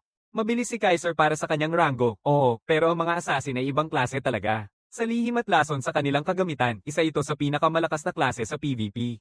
Kahit manalo sa 3 laban sa isa nang walang kahirap-hirap, pagod na sa masyadong pag-iisip, sinabihan na sila ng batang mangkukulam na mag-relax na. Ang layunin nila ay itulak siya sa isang kanal, kaya halos walang pakialam sa mga detalye. Nang marinig yun, binigyan ng leader ang tank ng senyales na pwedeng simulan na ang plano ng tahimik. Unti-unting lumalapit ang tatlo mula sa likod, nagkukunwaring nagsusumamong magbibigay lang ng suporta. Samantala, si Kaiser ay nananatiling ganap na alerto sa lahat ng paligid niya, kahit pa nagpuputol siya ng mga goblin na parang kahoy na nasusunog. Pinupuri siya ng kanyang mga kasamahan, sinasabing kumpiyansa silang kaya niyang solohin ang buong dungeon gamit ang galing niya sa espada. Ngumiti ng malawak ang ating binata at saglit na sinagot na parang walang problema na hindi naman sila masyadong masama. Pinipilit siya ng tank na pasayahin siya, sinasabi sa leader na nakakita sila ng isang tunay na gamer na karapat dapat igalang. Pero si Kaiser ay hindi tipo ng tao na magpapababa sa murang papuri. Sa kanyang isipan, may dalawang dahilan lang kung bakit siya pinasok sa ganitong kalaking grupo ng mga halimaw. Maaaring ginamit siya bilang panakot, planong kunin ang kanyang nakaw pagkatapos niyang mamatay. Ngunit sa ngayon, parang hindi pa sila handang magpasabog. Iminumungkahi ng leader na magpatuloy sila sa pag-usad. Hindi ito dahil sa kabutihan, kundi dahil naghihintay siya ng tamang pagkakataon na magiging pinakasimple siyang burahin. Patuloy na nilalampasan ng grupo ang sunod-sunod na alon ng mga halimaw, ngunit sa kabila nito, parang palaging hindi maabot ng Magic Girl ang tama niyang tira sa kanya. Pinagsusuntok siya ng leader sa kanyang napakawalang silbing pag-score at walang hiya niyang sinisisi ang mga goblin sa pagpasok sa linya ng kanyang baril. Tatlo sa kanila ay pawis na, iniisip na swerte lang si Kaiser. Samantala, totoong nagugulat siya kung gaano kaastig ang kanyang pag-score, lalo na't halos ibinibigay niya na sa kanya ang mga malilinis na pagkakataon. Nakarating na sila sa kwarto ng boss, kaya ito na ang kanilang huling pagkakataon. Dahan-dahang bumubukas ang malaking pinto at lumalabas ang mabigat na aura. 2 piling goblin na sundalo ang humakbang pasulong bilang personal na seguridad ng pinuno, handang durugin ang mga pumasok. Inutusan ng pinuno si Kaiser na asikasuhin sila habang inaasikaso nila ang isang mahalagang bagay. Sa kanilang gulat, biglang nawala siya sa paningin at ang mga piling sundalo ay nagsimulang magmarcha papunta sa kanila. Sinigaw ng tangke na dapat naisip na ng maliit na tikling na daga ang buong plano nila. Itinuturo ang harap, sumisigaw ang batang mangkukulam na mag-focus na lang sa mga kalaban kaysa magpanik. Nang marinig yun, pilit nilang pinipigilan ang mga goblin at sigaw sa kanya na sunugin sila bago pa sila mapantay. Nagsisimula ang batang babae na magbato ng firebolt pero biglang huminto nang may isang dambuhalang bato na diretso siyang tinatamaan. Halos makaiwas siya sa gilid. Nananatili ang maliit na babae nang makita niya ang tunay na lakas na nagbitaw nito. Ang pinuno ng goblin na may diabetes at doble ang baba na katulad ni Donald Trump ay lumabas na may sigaw na yayanig sa buong silid. Ngunit bumaling ang tank sa kanya, tinatanong kung gaano siya katagal magpapalipas ng oras na nag-iisip, ngunit ang batang mangkukulam ay mukhang mapatla na para bang nakita niya ang anghel ng kamatayan. Muling nagpakilala si Kaiser, magalang na tinatanong ang kanyang mga kaibigan kung sila ay malapit na kaibigan ni Assassin Boy. Nabibigla at natatakot, isinisigaw niya ang katotohanan ngunit nakikiusap sa kanya na tulungan muna siyang tapusin ang dungeon bago mag-ayos ng anumang personal na bagay. Sa katunayan, halos imposibleng malinis ang isang dungeon tulad nito ng mag-isa. Ngumiti si Kaiser at aminin na, sa lohikal na pananaw, tama siya. Naglabas siya ng maikling hininga ng ginhawa, akala niya ay nagkaroon na siya ng katinoan hanggang sa isang 2 talampakang tibak ang sumalpok sa kanyang dibdib kung saan dati ang kanyang puso. Sa pahayag na yun, malinaw na ipinapakita ni Kaiser na wala siyang interes sa lohikal na opsyon. Habang abala pa ang dalawa sa pakikipaglaban sa mga elite na goblin, basta-basta tinanggap ni Kaiser ang notifikasyon ng gantimpala sa pagpatay sa isang masamang tao. Masaya siyang nakita na naging perpekto ang kanyang plano. Nang dumating ang mga piling sundalo, ginamit niya ang backstab sa isang bangkay na malapit at ang kakayahan ng assassin ay nagbigay daan sa kanya na maglaho ng walang nakapansin. Pagkatapos yun, nagkubli lang siya at naghintay na maabala ang tatlo sa laban. Tumingin sa kanya ng walang paniniwala ang leader, nagtatanong kung tuluyan na ba niyang nawala sa katinoan. Siguradong hindi niya seryosong balak silang isama sa pagbagsak niya. Tahimik na sinabihan ni Kaiser na hulaan ang kanyang personal na moto na ikinainis ng lalaking hindi naman interesado sa palaisipan. Pagkatapos ay inilabas niya ang isang balisong na kamakailan lang niyang nakuha at malinaw na binigkas ito. Hindi siya nakikipagtulungan sa mga parasitang sumisipsip sa likod. Bumaba ang panga ng leader nang makilala niya ang kutsilyo. Pag-aari ito ni Batang Mamamatay Tao 6'9" pero ngayon ay nasa kamay ni Kaiser. Ngumisi ng malapad ang ating binata, natutuwa na kilala ng lalaki ang gamit ng kaibigan niya. Higit pa sa gulat, nalilito ang leader kung bakit isang swordsman ang may dalang dagger. Isang balisong sa kamay ng isang gumagamit ng malaking espada ay kasing walang silbi ng unggoy na may screwdriver. Pagkatapos ay tinanong ng leader kung paano balak ni Kaiser na mag-isa sa dungeon matapos niyang mapatay ang 2 tao na maaaring makatulong sa kanya. Ang pagtutol ng Goblin Chief sa pisikal na pinsala ay sobra sa katotohanan. Hindi niya kayang bawasan ito gamit ang maliit na kutsilyo, gaano man niya ito ikutin, pero simpleng-simple lang ang plano ni Kaiser. Mga epekto tulad ng pagdurugo ay hindi itinuturing na pisikal na pinsala at iyon ang kanyang gintong tiket sa isang madaling panalo. Pinapalo niya siya habang sinasabi na walang paraan na mag-isa lang ang dugo ang makakatalo sa isang mataas na antas na boss. Ngumingiti na parang alam niya ang isang bagay na hindi nila alam, mahinahong ipinaliwanag ni Kaiser na hindi siya gumagamit ng murang epekto ng pagdurugo. Sa sumunod na segundo, pinapanood siya ng leader na mawala upang muling lumitaw ilang talampakan ang layo. Bago pa niya maunawaan kung ano ang nangyari, bumaba ng husto ang kanyang kalusugan. Napakalaki ng agwat ng stats nila ni Kaiser. Mas malaki ang agwat ng stats, mas lumalakas ang kanyang pagdurugo. Parehong bigla ang uubo ang elitistang sundalo at ang leader ng grupo, naglalabas ng nakakatakot na dami ng choking at galit na galit, sinumpa ng leader ang hanggal na disenyo ng laro na nagsasala sa kanya dahil lang sa mas mataas niyang stats. Hindi naman gaano kalaki ang agwat ng antas. 4 na antas lang ang pagitan nila. Para sa pagdurugo na ganito kalakas, kailangan may nakatagong salik pa. Tahimik na pinapanood ni Kaiser ang resulta ng kanyang nagawang kasanayan na may kasiyahan. Sa papel, ito ay isang karaniwang gotcha skill na may antas na 20. Ngunit ang hindi niya inaasahan ay ang bihirang kondisyong kalakip nito na nagpapahintulot sa epekto na mag-ipon. Ang pag-iipon ng mga epekto ng estado ay hindi karaniwang nakikita sa karamihan ng mga laro, ngunit sadyang may tamang kombinasyon si Kaiser ng mga kasanayan at armas upang maparami ang damage output ng pagdurugo. Hindi makaintindi, tinawag niyang peke ang mga kalokohan. Sa huling hininga niya, tinawag niyang isang maruming manderaya si Kaiser. Kakaibang nakakatawa galing sa isang manlalarang pumatay na si Loki na ang pangalan ay Bastard Sword. Nang makita ang pagbagsak ng kanyang leader, sigaw ng tank ang pangalan ng kaibigan niya ng buong takot. Ang kanyang ekspresyon ang nagsasabi ng lahat. Sa wakas ay naintindihan niya na nakipag-away siya sa maling tao at ngayon ay nalulunod na siya sa gulo. Dapat walang mali ang plano. Sa halip, ang mga kasamahan niya ang nakahandusay na malamig sa sahig ng dungeon. Nadadama siya ng huli na hindi sila ang mga mangangaso. Si Kaiser ang nagdadala sa kanila mula sa simula, parang isang puppeteer na kumokontrol sa kanila. Pagkatapos mapagtanto ng tank na kailangan niyang tumakbo, tapos na ang lahat.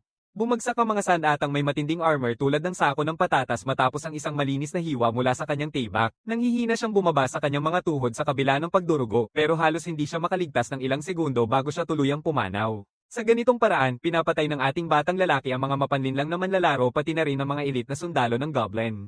Biglang naalala ng punong Goblin na tahimik na nanonood mula sa gilid sa buong oras na ito na siya rin ay kasali sa laban na ito.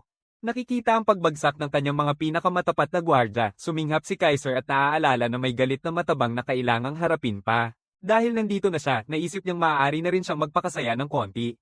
Biglang bumaba ang boss mula sa itaas, sinubukang durugin siya gamit ang bigat ng 100 Cybertrucks. Hindi pa ito na-activate ang pisikal nitong resistensya, kaya ang malinis na sipa sa mukha ay nagtulak sa malaki nitong banta pabalik. Nasaktan at nahihiya, nilalabas nito ang sariling depensa at binabawasan ang lahat ng papasok na pinsalang pisikal hanggang halos wala. Walang pag-aatubili, muling ginamit ni Kaiser ang kanyang kakayahan bilang magnanakaw at sinaksak ang boss mula sa iba't ibang anggulo. Tulad ng dati, pumutok ang dugo mula sa Goblin Chief na parang butas sa water balloon. Ang nilalang ay umiikot ng galit na galit matapos makita na kalahati ng kanyang buhay ay nawala sa isang atake. Nagkikita ang mga mata nila ni Kaiser na may matalim na titig na parang mamamatay salot na tinitingnan kung aling hayop ang susunod na iluluto sa barbecue. Biglang nawala ang galit ng boss. Sa isang panginginig na sigaw, ito ay umatras at tumakbo. Sa kauna-unahang pagkakataon sa kasaysayan, ang boss ay umatras mula sa sariling laban. Binubusan ng likod na saksak ng ating binata habang tinitingnan pabalik ng Goblin, akala nitong nakatakas na ito. Ngunit nang ibaling niya ang doble nitong panga pabalik sa harap, nakita niya ang tagapagpataw na ilang pulgada na lang mula sa mock-atas nitong leeg, handang gumawa ng pork chop. Sumigaw ang Goblin Chief sa takot habang sumasakay sa isang express na tren papuntang impyerno. Ipinapalam sa kanya ng sistema ang kanyang tagumpay at naakyat na rin siya sa antas. Nakuha pa niya ang masamang pawis na sinturon ng pinuno pero masaya siya dahil matagal na niyang hinahanap yon. Iniisip ng ating bayani na kaya niyang makuha ang isang ranggo dito rin pero dahil walang takdang oras, iniwan na lang niya ang paksa. Medyo nakaapekto ito sa kanya pero pagkatapos ay nagtuon siya sa lahat ng masasarap na gantimpala dito. Nang kunin ng kalasag, napagtanto niya na ang mga goons ay gumastos ng isang kayamanan sa kanilang kagamitan. Kahit ang espada ng leader ay pang-elite kahit na tumutupad siya sa kanyang pangalan, ngayon ay hindi na siya makakapanakit ng kahit sino. Nang kunin niya ang isang kwintas para suriin, nag-activate ang kanyang kakayahan ng mata ng katotohanan at nakakita ng isang bagay sa malayo. Sa una ay naisip niya kung may gumagamit ng lihim na paraan, ngunit masyadong maliwanag ang ilaw para dito. Nang siya ay maglakad papunta rito, sinasabi ng sistema na nadiskubre niya ang isang nakatagong dungeon. Labis siyang nagulat nito. Bumabalik tayo sa lore mode, ang mga dungeon ay nahahati sa mga grado, at sa mga ito, ang pinaka-legendary at pinakakakaiba-iba ay tinatawag na mga nakatagong dungeon. Halos mawala na ng buhok ang mga manlalarong may explorer class sa paghahanap sa mga ito. Ang mga pasukan ay nakalagay sa mga nakababaliw na lugar at dagdag pa rito, may mga kakaibang espesyal na kondisyon para makapasok. Balik tayo sa ating binata, nagulat siya sa sobrang kakaibang kondisyon para sa dungeon na ito. Sa dungeon na karaniwang nangangailangan ng grupo para malagpasan, kailangan niyang tuklasin ito mag-isa. Pero sin embargo, says sarili na hindi ito magiging sulit kung hindi. Nang makita niya na ang mga gantimpala sa nakatagong dungeon na ito ay hero grade, naiintriga siya na tatapusin niya ito kahit ano paman. Isa sa mga veterano sa larong ito, si Fried, ang nagsabi na ang pagpasok sa isang nakatagong dungeon ay parang ipahinga ang ulo sa bunganga ng isang mandaragit. Maraming manlalaro ang sang-ayon sa ideya na kapag bumaba ang iyong pagbabantay sa isang hayop, agad nitong isasara ang panga at durugin ang iyong ulo. Ang nakatagong dungeon ay parang isang mandaragit na nakasuot ng camouflage, naghihintay na pumasok ang biktima nito sa bukas nitong bibig. Bumabalik tayo sa ating binata, pumasok si Kaiser sa dungeon at tinamaan ng debuff na nagdudulot ng tunnel vision sa kanya. Gayunpaman, nag-activate ang kanyang katangian bilang bayani na nagwawala sa sumpa at ibinalik ang kanyang 20x20 na paningin. Ang bastos na pagtanggap ay lalong nagpapainit sa kanyang loob. Isang goblin na nakasuot ng hoodie ang nagsalita, tinatawag siyang matapang dahil pumasok siya sa kanyang lungga ng walang takot. Pagharap ng harapan, nakikita ni Kaiser ang lahat ng nakakatakot na bangkay na goblin at mga gagamba, at agad siyang nakaramdam ng kilabot. Nang makita ang reaksyon niya, mas naging kampante ang shaman goblin at nagsimulang tumawa ng baliw-baliw.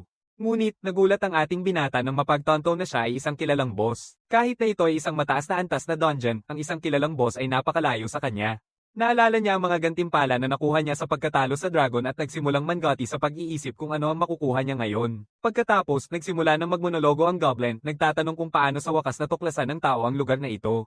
Napapansin niya na hindi explorer si Kaiser at napapansin din na may halo-halong iba't ibang aura sa kanya. Nakakagulat na mas matalino pala ang goblin kaysa sa itsura niya, kaya't seryosong sinabi ng shaman na hindi makakaligtas si Kaiser dito. Sa ganitong paraan, inilalabas niya ang kanyang hukbo ng mga patay, ngunit nakatayo lang ang ating binata doon at nagsasabi na tuturuan niya ang halimaw ng leksyon. Sa paggamit ng kanyang kakayahang backstab, pinapaalalahanan niya ang shaman na dapat laging alerto ang isang ranged fighter kapag nakikipagbakbakan sa isang melee fighter. Pagkatapos ay nag-teleport siya sa likod ng shaman, ngunit handa na ang halimaw at basta na lang itinatapon ng isa sa kanyang mga kaluluwa na sundalo na nagdulot ng pagsabog nito. Ngunit biglang nawala ang ngiti sa mukha ng shaman nang muling lumitaw ang ating binata sa likod niya na may dalang atachi. Nang makita ang kutsilyo sa kanyang kamay, naisip ng shaman na siya ay naputol. Kaiser tinutukso siya, pinaalalahanan ng goblin na sinabi na niya na maging alerto. Pagkatapos, seryosong nililipad ng Goblin Necromancer ang mas marami pa niyang sundalo papunta sa ating binata. Samantala, madali niyang naiiwasan ang mga missile ng halimaw dahil madali niyang matutukoy ang direksyon ng atake at ang balak ng basura. Sa sandaling iyon, napilitan si Kaiser na maipit sa pader. Nagsimula nang magdiwang ang shaman, sinasabi na ito na ang katapusan at pinaputok pa ang mas marami niyang mga kalansay na sundalo. Kinakaluskos ng itim na shaman ang dila nito, halatang nadidismaya na hindi nito nakuha ang pagkakataong mahuli ang isang kawili-wiling test subject ng buo. Sinasaway ni Jahad siya sa pagiging padalos-dalos at mayabang. Nawawala agad ang kampante nitong ngiti nang biglang niyayakap siya mula sa likod ng lalaki na akala niyang patay na. Hindi siya tumitigil doon. Ngumisi siya at pinaalalahanan ng shaman na hindi na nito maaaring gamitin ang anumang kakayahan pa. Nagpasya siyang masiyahan muna sa pagkakataong ito, inilabas ang kutsilyo at sa halip na tapusin si Jahad, sinimulan niyang saktan ito gamit ang kanyang mga kamay. Isang matibay na suntok ang nagpapalipad sa payat na shaman na bumagsak ng malakas sa pader. Humihikbi ang nilalang, marahil ay hindi pa nakaranas ng ganitong uri ng pang-aapi noon. Nakatayo dito na may matatag at hindi matitinag na tingin, nililinaw ni Kaiser kung sino ang tunay na boss dito. Jahad na nanatili sa kaunting dangal na natitira na sinasabi na balang araw ay gagantihan nito ang kahihiyang ito. Sagot ni Kaiser ay isang malinis na suntok sa atay na nagpatalsik sa pride nito. Sundan niya ito ng ilang mabilis na suntok hanggang sa humingle ang shaman at humiling na ng timeout. Ang pangit na nilalang ay nagmamay-ari pa ng lakas ng loob na bigyan siya ng leksyon, sinasabing ang karahasang tulad nito na sumisira ng buto ay dapat ilegal, kaya mali ang kanyang ginagawa. Kaiser lang ang nakatitig dito, sinusubukang intindihin kung anong klase ng script ang ipinrograma sa boss na ito. Hindi tumutugma ang takot na ito sa imahe ng isang bayani na espesyal na boss ng dungeon na inaasahan niya. Maliban sa naunang pagsabog ng bangkay na pwedeng pumatay sa mga nangungunang manlalakbay, hindi nakakabilib ang itim na shaman na goblin. Habang nag-iisip si Kaiser ng sandali, tahimik na inaayos ng shaman ang mga sirang buto nito. Pagkatapos ay umatras ito, lumilikha ng distansya at iniwan siyang nakanganga sa gulat. Bumabalik ang kumpiyansa ni Jahad ng mabilis, sinasabing ang pag-atras ay isang planadong hakbang para pababain ang kanyang depensa. Isang madilim na ngisi ang kumalat sa mukha nito habang ang itim na ulap na nagmula sa espesyal na katangian ng shaman ay nagsisimulang lunurin ang paligid nila. Nakakatanggap si Kaiser ng babala mula sa sistema na pansamantalang pinapataas nito ang ranggo ng boss. Hindi siya masyadong nababahala. Sa kanyang isipan, kahit pa tumaas ang ranggo ng isang talunan sa heroic, nananatili pa rin siyang talunan. Sabi niya, hindi siya basta-basta tatayo at hahayaan lang ang pagbabago, lalo na't karaniwang kailangan ng buong raid team para mapabagsak ang mga heroic plus na monster. Kaya't pumasok siya ng buong bilis, handering tapusin ito bago pa ito lumala. Bago ang laban, inilagay niya ang lahat ng puntos sa lakas, nilampasan nito ang 100. Bukod pa rito, ang set ng mandirigma ay nagbibigay ng dagdag na pinsala laban sa mga goblin at katulad ng mga halimaw, pati na rin ng dagdag na lakas laban sa mga boss. Maaaring mahirap si Jahad Black pero ang ganitong uri ng raw damage ay hindi iniinda ang tibay. Binabaan niya ang malaking espada sa isang matibay na hampas at hiwa nito ang goblin shaman ng diretso sa gitna. Ganoon lang, nalinis na ang lihim na dungeon at naitala sa kanyang aklat ng manlalakbay. Bilang unang manlalakbay na nakamit ito, nakakakuha siya ng gantimpala na may heroic grade. Sa wakas, may tamang kagamitan na tulad ng balabal ng shaman at isang orb na naglalaman ng kaluluwa nito. Pagkatapos ay napansin niya ang isang kakaibang bagay na may label na Trace of a Forgotten Plant na walang nakadikit na grado. Kahit ang paglalarawan ay malabo, naaalala niya ang mga hindi kilalang drop item tulad ng mga dati sa Demrock. Isinusuko na niya yon, nagtutuloy siya sa huling gantimpala. Sa unang tingin, akala niya ang hindi kilalang monster card ay nagbibigay ng dagdag sa stats o isang enchantment. Pero nang i-click niya ito, lumalabas ang isang guardian card na may heroic grade na nag-aanyaya sa goblin shaman mismo upang protektahan ang gumagamit. Biglang nawala ang kasiyahan ni Kaiser. Hindi siya natuwa na may pangit na goblin na sumusunod sa kanya.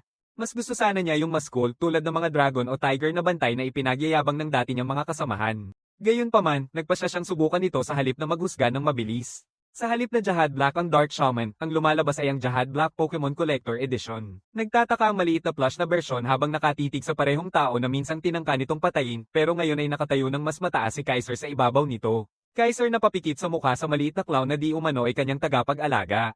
Ang pinakamababa na magagawa ng mga developer ay gawing nakakatakot ito. Baby Black bumaba sa sahig na halatang nalulungkot, naiinis sa simpleng pag-iisip na maglingkod sa isang maruming tao. Hindi rin nakakahikayat ang mga katangian nito na may bully the weak at opportunist na nakaupo sa tuktok. Nagsimula ang tagapag-alaga na may napakababang katapatan kaya't mas nararamdaman nitong isang parusa kaysa gantimpala ang nakakainis na munting engkanto. Para mas lumala pa, binabantaan pa siya ng sistema na ang maliit na traidor ay hindi magdadalawang isip na saksakin siya sa likod kung may pagkakataon.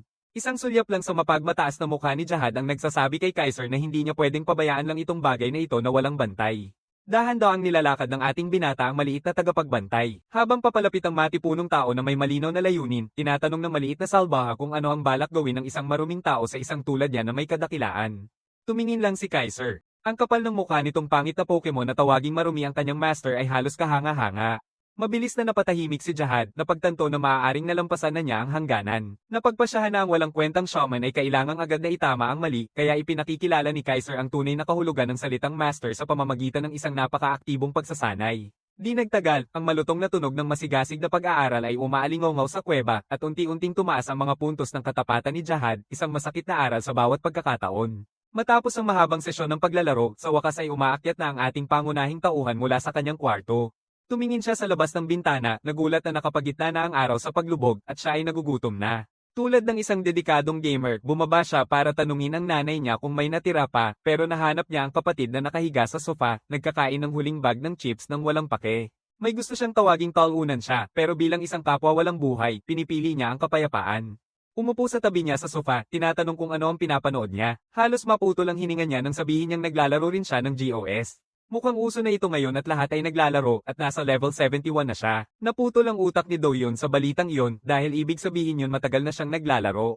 Maliban na lang hindi talaga. Nakuha niya ang level na iyon sa loob ng 6 na buwan dahil may kaibigan na nagdala sa kanya hanggang doon.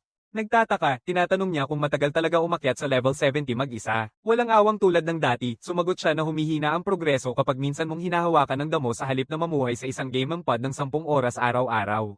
Hindi makapagpasya si bro kung dapat ba siyang ituring na insulto o papuri. Sa oras na iyon, lumipat ang livestream sa isang segment ng balita tungkol sa Hero Guild. Sinasabi ng kapatid niya na ito ang pinakasikat na guild sa mga kabataang katulad niya kahit na nakikipagkumpetensya pa ito sa kasikatan ng Milisaw. Walang kwenta sa kanya yon dahil hindi pa nga pumapasok sa top 10 leaderboards ang guild. Lumalabas sa screen ang Guildmaster na 10 sa 10.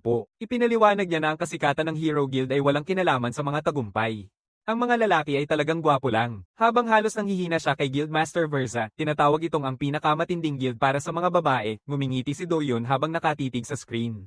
Maliban sa simpleng K-pop boy na hitsura ng lalaki, hindi niya makita ang hype. Binibiro niya na gwapo at astig ang lalaki. Dalawang salitang hindi kailanman sasabihin ng isang babae sa kanyang kapatid. Inisnap na isip ni Doyon na matapang ang sinasabi niya galing sa isang taong may katamtamang ganda na ang pinakamatinding talento ay nakaupo lang sa sofa buong magdamag. Dagdag pa niya na sumisikat ang YouTube channel ng kanilang guild dahil sa aura ni Verza. Naguguluhan na tinitigan ni Doyon siya, kaya't pinapaliwanag niya na halos lahat ng guild ay nagla-livestream sa YouTube para kumita ng views.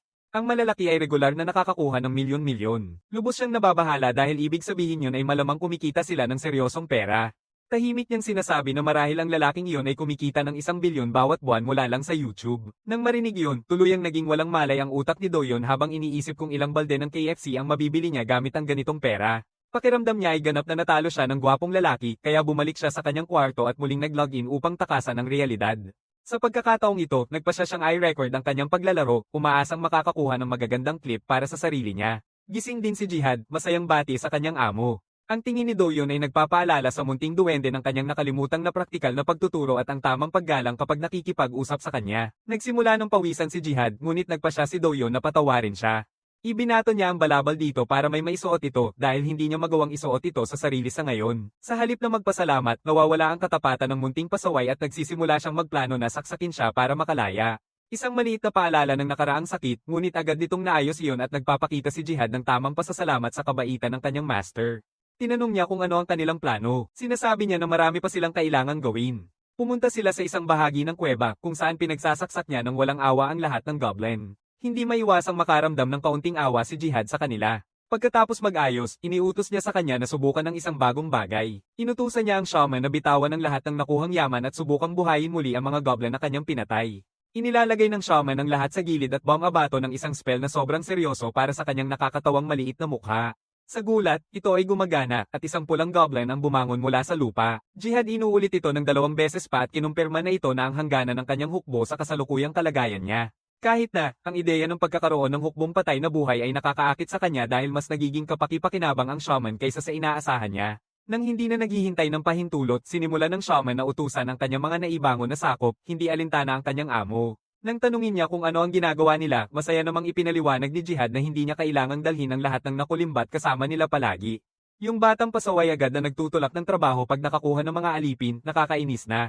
Sinasabi niya kay Jihad na balak niyang mag-farm ng mga elite na halimaw pag naabot niya ang level 2. Sinalubong siya ni Jihad na basta-basta lang na binanggit na alam na niya kung saan nagtitipon ng mga elite. Mukhang tamad na tamad sila at kadalasan ay nagkakatipon-tipon lang sa isang lugar. Nang marinig yun, malaki ang ngiti ng ating batang lalaki dahil may isang napakagandang ideya siya. Matapos marinig na sobrang tamad ang mga elite na mobs na magtipon-tipon sa isang lugar, nakabuo si Kaiser ng isang plano. Sa tulong ni Jihad, nilakad nila ang kagubatan at natuklasan ang perpektong pook panghuhuli. Nakakita sila ng kampo ng mga halimaw na kahawig ng mga goblin pero mas kahawig ng tao. Tiniyak ni Jihad sa kanyang amo kung ito nga ang kanilang hinahanap. Isang baliw ng ngiti ang sumulpot sa mukha ni Kaiser nang makita ang kampo. Nang mahanap ang kampo, nagsimula ang biglaang misyon na pagsubok ng mga mandirigma. Maaaring makuha niya ang 100 ginto, ilang karanasan sa kasanayan, at isang ticket para sa intermediate na kasanayan. Kung may mga gacha ticket na kasali, alam mong gagawin niya ang lahat para makuha ang mga ito. Hindi na nag-aksaya ng oras pa mula sa 48 oras na limit, tinulak niya ang kampo, pinapa-alerto ang mga elite mob sa kanyang presensya. Hindi na kailangang magpanggap na matagal. Talagang susugod siya ng buong puso. Sa papuri ng mga elite mobs, hindi sila nagpatinag at agad na itinaas ang kanilang mga sandata. Inililihis niya ang unang atake ng tama ang timing. Gamit ang kanyang angular momentum, sinalakay ni Kaiser mula sa itaas. Habang nakatago pa ang kanyang malaking espada, ginamit niya ang tuhod niya para tumama ng matindi sa pangit na mukha ng halimaw. Marami siyang nabasag ng ngipin at na-disfigure ang ilong ng kawawang mob. Hindi tumingin pabalik, nakatuon ang pansin ni Kaiser sa natitirang bahagi ng kampo. Sa pagkakataong ito, walang kahirap-hirap niyang tinawag mula sa kanyang inventaryo ang kanyang nakuha na punyal. Sa isang sulyap ng mahalagang pagtulak, pin-iron niya ang mga pangunahing bahagi ng 3 halimaw ng sunod-sunod. Ang mga ataking hindi nakamamatay ay nag-iwan ng masangsang na sugat na may dugo. Sa loob lamang ng ilang segundo, pinababa niya ang kampo ng mga elite mob sa isang desperadong halimaw na lang. Sinubukan ng kanyang nakatipong lakas laban sa kasanayan sa espada ng halimaw, hinarang ni Kaiser gamit ang kanyang tibak. Nagulat ang hayop nang mapigilan ng buong sipa gamit ang maliit na sandata. Nakaawang ng husto, binato niya ang halimaw ng matibay na sipa sa tiyan, pinaputol ang hangin sa baga ng kawawang nilalang. Upang tapusin ang kanyang biglaang pagbomba, kinuha niya ang kanyang pangunahing sandata. Iginawad niya ang pulang dambuhalang espada hanggang sa limitasyon at pinatili ang hayop na umuungal ng huling sigaw ng digmaan nito. Pinuto ni Kaiser ang kawawang anak ng tao na iyon nang walang kahit anong pagtutol. Mula sa kanyang unang pag-atake hanggang sa huling patay, ilang segundo lang ang inubos niya upang maputikan ang kampo ng dugo at tapusin ang trabaho. Pinanood ni Jihad mula sa ligtas na distansya habang binabayo ng kanyang baliw na amo ang isang piling grupo ng mga sundalo ng walang kahirap-hirap. Hindi siya maaaring tawaging tao. Mas angkop na tawagin siyang demonyo, ang sarili niyang inkarnasyon ng demonyo. Inilagay ni Kaiser ang kanyang tibak sa lupa at pinalawak ang kanyang pandama palabas. Ngayon na wala na ang mga mandirigma, malapit nang lumitaw ang susunod na banta. Tulad ng inaasahan, ang nakatagong boss sa larangan, ang goblin na dakilang mandirigma na si Karok, ay mabilis na lumabas mula sa gubat. Ang kanyang biglaang misyon ay automatikong na-link sa isang mas mataas na antas, ang pagsubok ng dakilang mandirigma. Si Karok ay isang kilalang elite na nakatagong boss sa larangan, isang dakilang mandirigma na may pagpapahusay ng katawan at kasanayan sa berserker. Isang karaniwang manlalaro ay matatakot at magpapawis sa takot sa mob na ito, pero ang nakikita lang ni Kaiser ay isang naglalakad na bag ng mga loot. Kinuha niya ang kanyang malaking espada at tumakbo upang salubungin ang nakatagong boss sa gitna ng laban. Sinubukan ni Jihad na paalalahanan siya na maaaring masyadong malaki ang laban kapag nag-isa sa isang field boss na ganito ang klase, ngunit hindi nakinig ang kanyang Panginoon. Ang yelong war axe ni Karok ay may kasamang malupit na suntok. Sa sandaling magdikit ang kanilang mga espada, sira ang kanyang malaking espada. Kaya't iniiwasan ni Kaiser ang direktang banggaan sa isang nakakatakot na pagpapakita ng galing sa espada. Nabigla at nalito si Karok dahil hindi niya natapos ang laban sa isang suntok. Ganoon din, naguluhan si Jihad. Isang saglit bago masira ng war axe ang kanyang sandata, nilero ni Kaiser ang anggulo ng kanyang malaking espada at naiwang hindi masira ang mahalagang kagamitan. Itinaas niya ang ulo at binigyan ng sobrang laki ng goblin ng mapanuyang tingin. Epektibo ito. Karok itinaas ang kalasag sa taas ng ulo, sabik sa ikalawang round. Sa mas malapit na distansya, pinawi ni Kaiser ang lahat ng lakas mula sa malamig na sandata ng goblin. Nagpatuloy silang mag-away nang hindi gumagamit ng anumang paboritong galaw o paggalaw. Nakatayo lang sila at nagtutulungan ng suntok sa suntok. Hindi pa niya nakita ang ganito sa buong 100 taon niyang buhay. Hindi siya natatamaan o napapalayas dahil sa kanyang perpektong paggamit ng parry. Madali niyang nilulusaw ang anumang atake bago pa man ito makasakit gamit ang dalisay na kasanayan. Tulad ng alam mo, ang pagtanggap ng atake ay isang makapangyarihang ngunit mapanganib na galaw. Kung bahagyang mali ang timing, mabibigo ito. Isa ito sa iilang depensibong kasanayan na magagamit ng isang mandirigma. Karamihan sa mga manlalaro ay ginagamit ito upang pigilan ang inaasahang normal na mga kalaban. Kung tama ang kondisyon at sapat ang kasanayan ng gumagamit, maaaring mapawalang saysay ng isang simpleng parry ang mga legendary na kasanayan. Dahil sa napakababa nitong success rate at kahirap gamitin, halos walang swordsman ang gumagamit nito sa totoong laban. Sa kabutihang palad, nakuha ni Kaiser ang mataas na panganib, mataas na gantimpala na kasanayan mula sa isang mababang antas na gacha. Pagkatapos mag-expire ang cooldown ng Ruthless Strike, muling naglabas si Karok ng isa pang pagbabago sa laro na kanyang binabago. Sa pagkakataong ito, pinayagan ni Kaiser na tamaan lamang ng boss sa lupa at agad na nag-teleport sa likod ng hanggal na goblin. Sa oras na naramdaman ni Karok na papalapit na siya sa kanyang gilid, nakangiti na si Kaiser habang nagdiriwang. Nanonood si Jihad habang madali nitong pinutol ng isang malakas na hampas ang isang boss na dapat ay kailangan ng maraming manlalaro para matagumpay na hulihin. Sa isang walang kapantay na pagbagsak, isang buong crescent swing ang pumatay sa malaking halimaw. Napatay na ang nakatagong field boss na goblin na mandirigmang si Karok.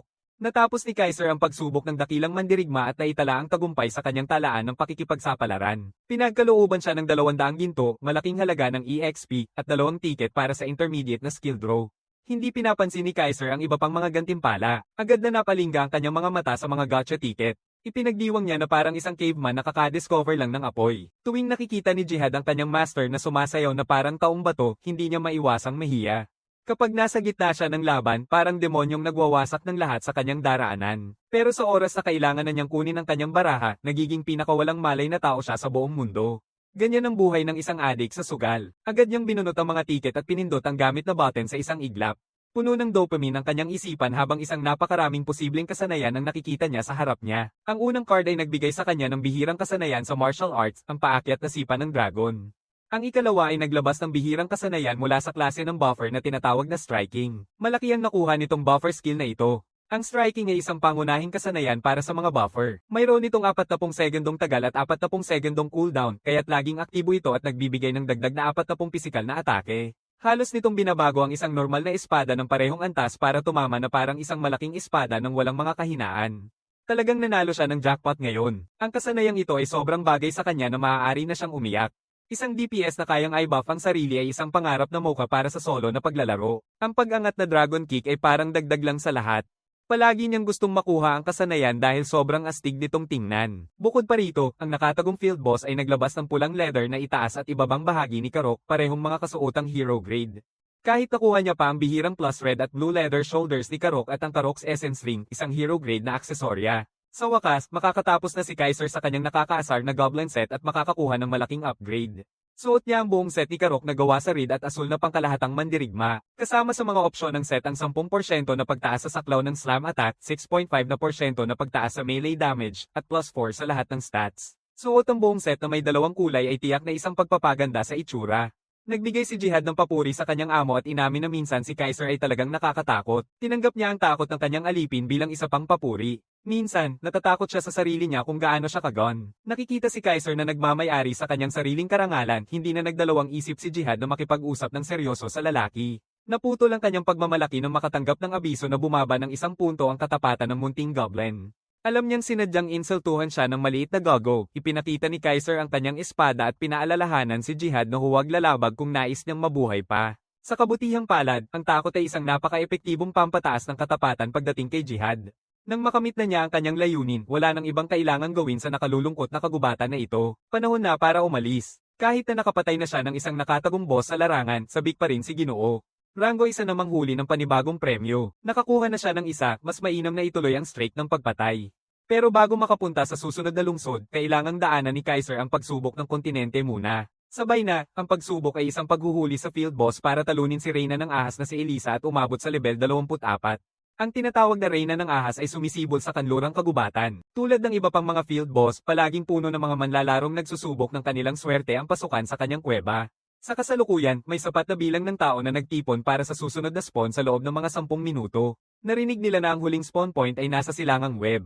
May posibilidad na ulitin ng Reyna ang parehong pattern. Walang makakasiguro talaga. Maaaring lumitaw ang boss mula sa kanluran o hilaga ayon sa alam ng lahat. Sa tamang oras bago ang laban sa Reyna, narating ni Kaiser ang pugad na nabalutan ng sapot. Tinanong niya ang kanyang kalbo at mangmang na goblin kung alam niya ang tiyak na spawn point. Tinawag ni Jihad ang Reyna ng Ahas na isang monster ng bagong henerasyon, kaya hindi niya talaga kilala siya ng husto.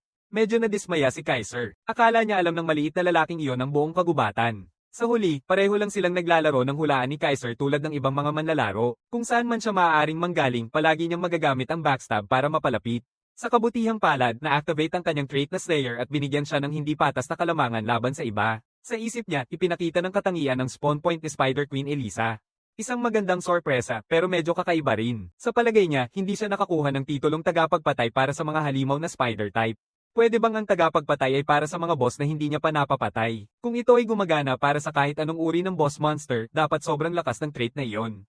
Kailangan niya itong subukan pa sa mga susunod na pagkakataon. Ang tanging mahalaga ngayon ay ang field boss na malapit na niyang patayin. Sa kasalukuyan, ang kanyang kagamitan ay sadyang ginawa para kontrolin ang maraming field boss hanggat maaari. Pagkatapos lumipas ang 10 minutong timer ng spawn, naglaho si Kaiser, iniwan ng ibang mga manlalaro sa dust. Direktang inilipat niya ang sarili sa likod ng mabalahibong dump truck ni Spider Queen Elisa. Walang ibang manlalaro sa paligid ng madilim na kuweba, kaya magkakaroon siya ng maraming espasyo para magpakawala. Ang kombinasyon ng kanyang katangian na manlaban at backstab ay sobrang epektibo. Kasabay niyang naipadala si Jihad. Patuloy na namamangha ang munting kaibigan sa lahat ng mga gimmick ng kanyang amo. Nakatayo sa harap ni Reyna ng gagamba na si Elisa, na kamakailan lang ay naalerto sa kanyang presensya, nagulat siya sa laki ng field boss. Ang dambuhalang gagamba ay umuungal ng kanyang pangalan na parang isang Pokemon habang sumugod sa nag-iisang manlalaro. Naramdaman niya ang kalaban kaya tumakbo pabalik si Kaiser upang umiwas. Nang makagawa siya ng sapat na distansya, ginamit niya ang backstab at naglaho sa hangin. Medyo naantala si Reyna ng ahas sa pag-ikot upang depensahan ang sarili. Kaiser ay nakahanap lang ng perpektong katrabaho sa pagsasanay para sa kanyang bagong umaakyat na Dragon Kick.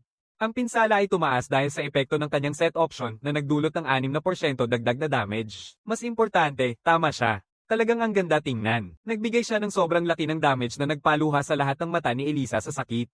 Bigyan mo siya ng panyo at tawagin siyang Lee Sin. Yung isang sipa lang ay nagdulot ng damage na katumbas ng isang panghuling kasanayan.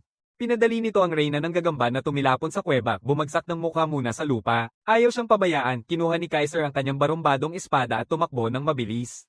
Nahirapan si Elisa na makabawi mula sa matinding pinsala. Nakatigil dahil sa unang sugat, nakatayo lang siya habang hinihiwa ni Kaiser siya ng hiwa-hiwa tulad ng sariwang karne.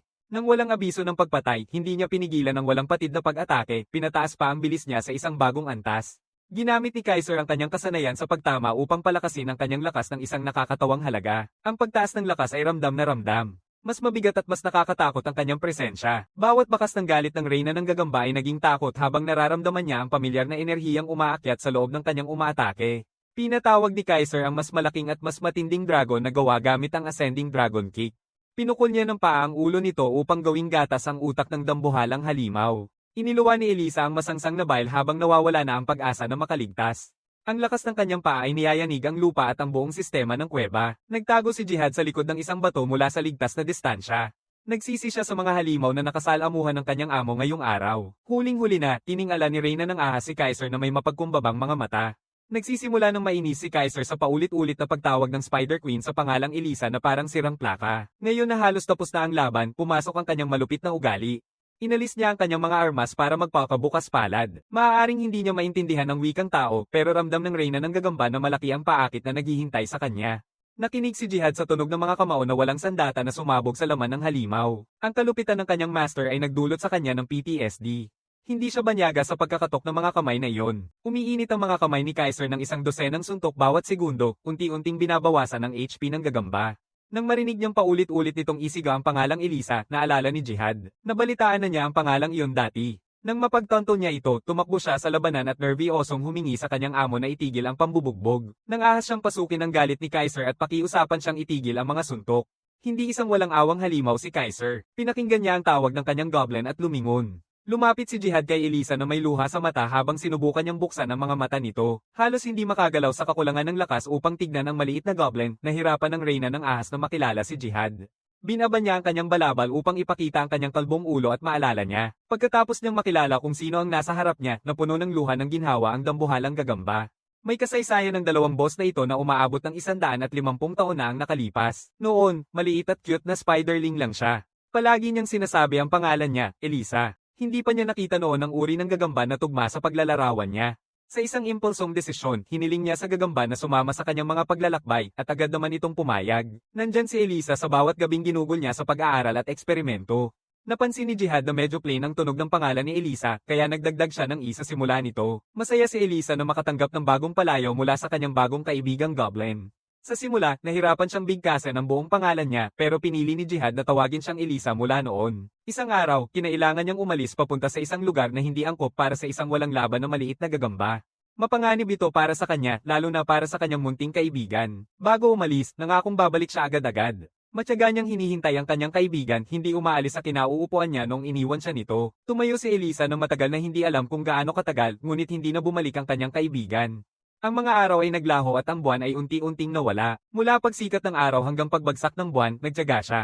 Isang taon ang lumipas at patuloy siyang naghihintay. Isang dekada ang lumipas at siya'y naghintay. Isang daang taon ang lumipad at siya'y patuloy na naghihintay. Patuloy na naghihintay si Elisa para sa araw na hindi kailanman darating, isang pangakong hindi kailanman matutupad. Sa huli, napagod ang kubo na kanyang tinirhan mula sa paglipas ng panahon. Sa huli, bumagsak ito at napilitan si Elisa na magtungo sa kanlurang gubat. Matapos ang mahigit isang siglong paghihintay, pinatatag niya ang loob at nagtungo sa lugar kung saan niya unang nakilala ang kanyang kaibigan. Patuloy niyang inuulit ang pangalang ibinigay sa kanya ni Jihad upang hindi niya makalimutan. 150 taon ang lumipas, muling nagkita sina Jihad at ang batang si Elisa. Nagpalitan na ang kanilang mga sukat, ngunit nananatili ang mga damdamin at alaala. Pagkatapos marinig ang kwento ng Goblin, ang narinig lang ni Kaiser ay si Jihad ay isang walang kwentang tao na iniwan si Elisa. Binabaing Goblin na walang buhok ang sandaling tumingin sa kanyang amo, pagkatapos ay muling umiyak para sa kanyang matagal nang nawalang kaibigan. Ang muling pagkikita na ito ay nagbubunsod ng isang simpleng tanong. Hindi si Jihad naglaho ng 1 o 2 taon lang. Siya ay nawala sa larawan ng 100 siglo. Bakit ganoon? Talagang hindi masabi ni Jihad ang dahilan. Sa ngayon, lampas na ito sa kanyang kakayahan na ibahagi. Hindi masyadong natuwa si Kaiser sa kanyang malabong sagot. Gayunpaman, ang nagagawa lang ng maliit na goblin ay humingi ng tawad sa hindi pagiging bukas tungkol sa ilang mga lihim.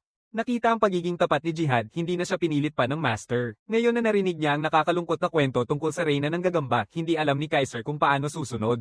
Ang kanyang misyon sa pagtatapos ay patayin si Elisa. Hindi niya maaaring iwasan ang isang mahahalagang misyon at ipagpaliban ang kanyang progreso. Sa kabutihang palad, parang may paraan si Elisa upang makatulong. Masigla niyang ikinwento kay Jihad ang kanyang nalalaman sa wikang halimaw. Nang marinig ang kanyang plano, tumanggi si Jihad na tanggapin ito.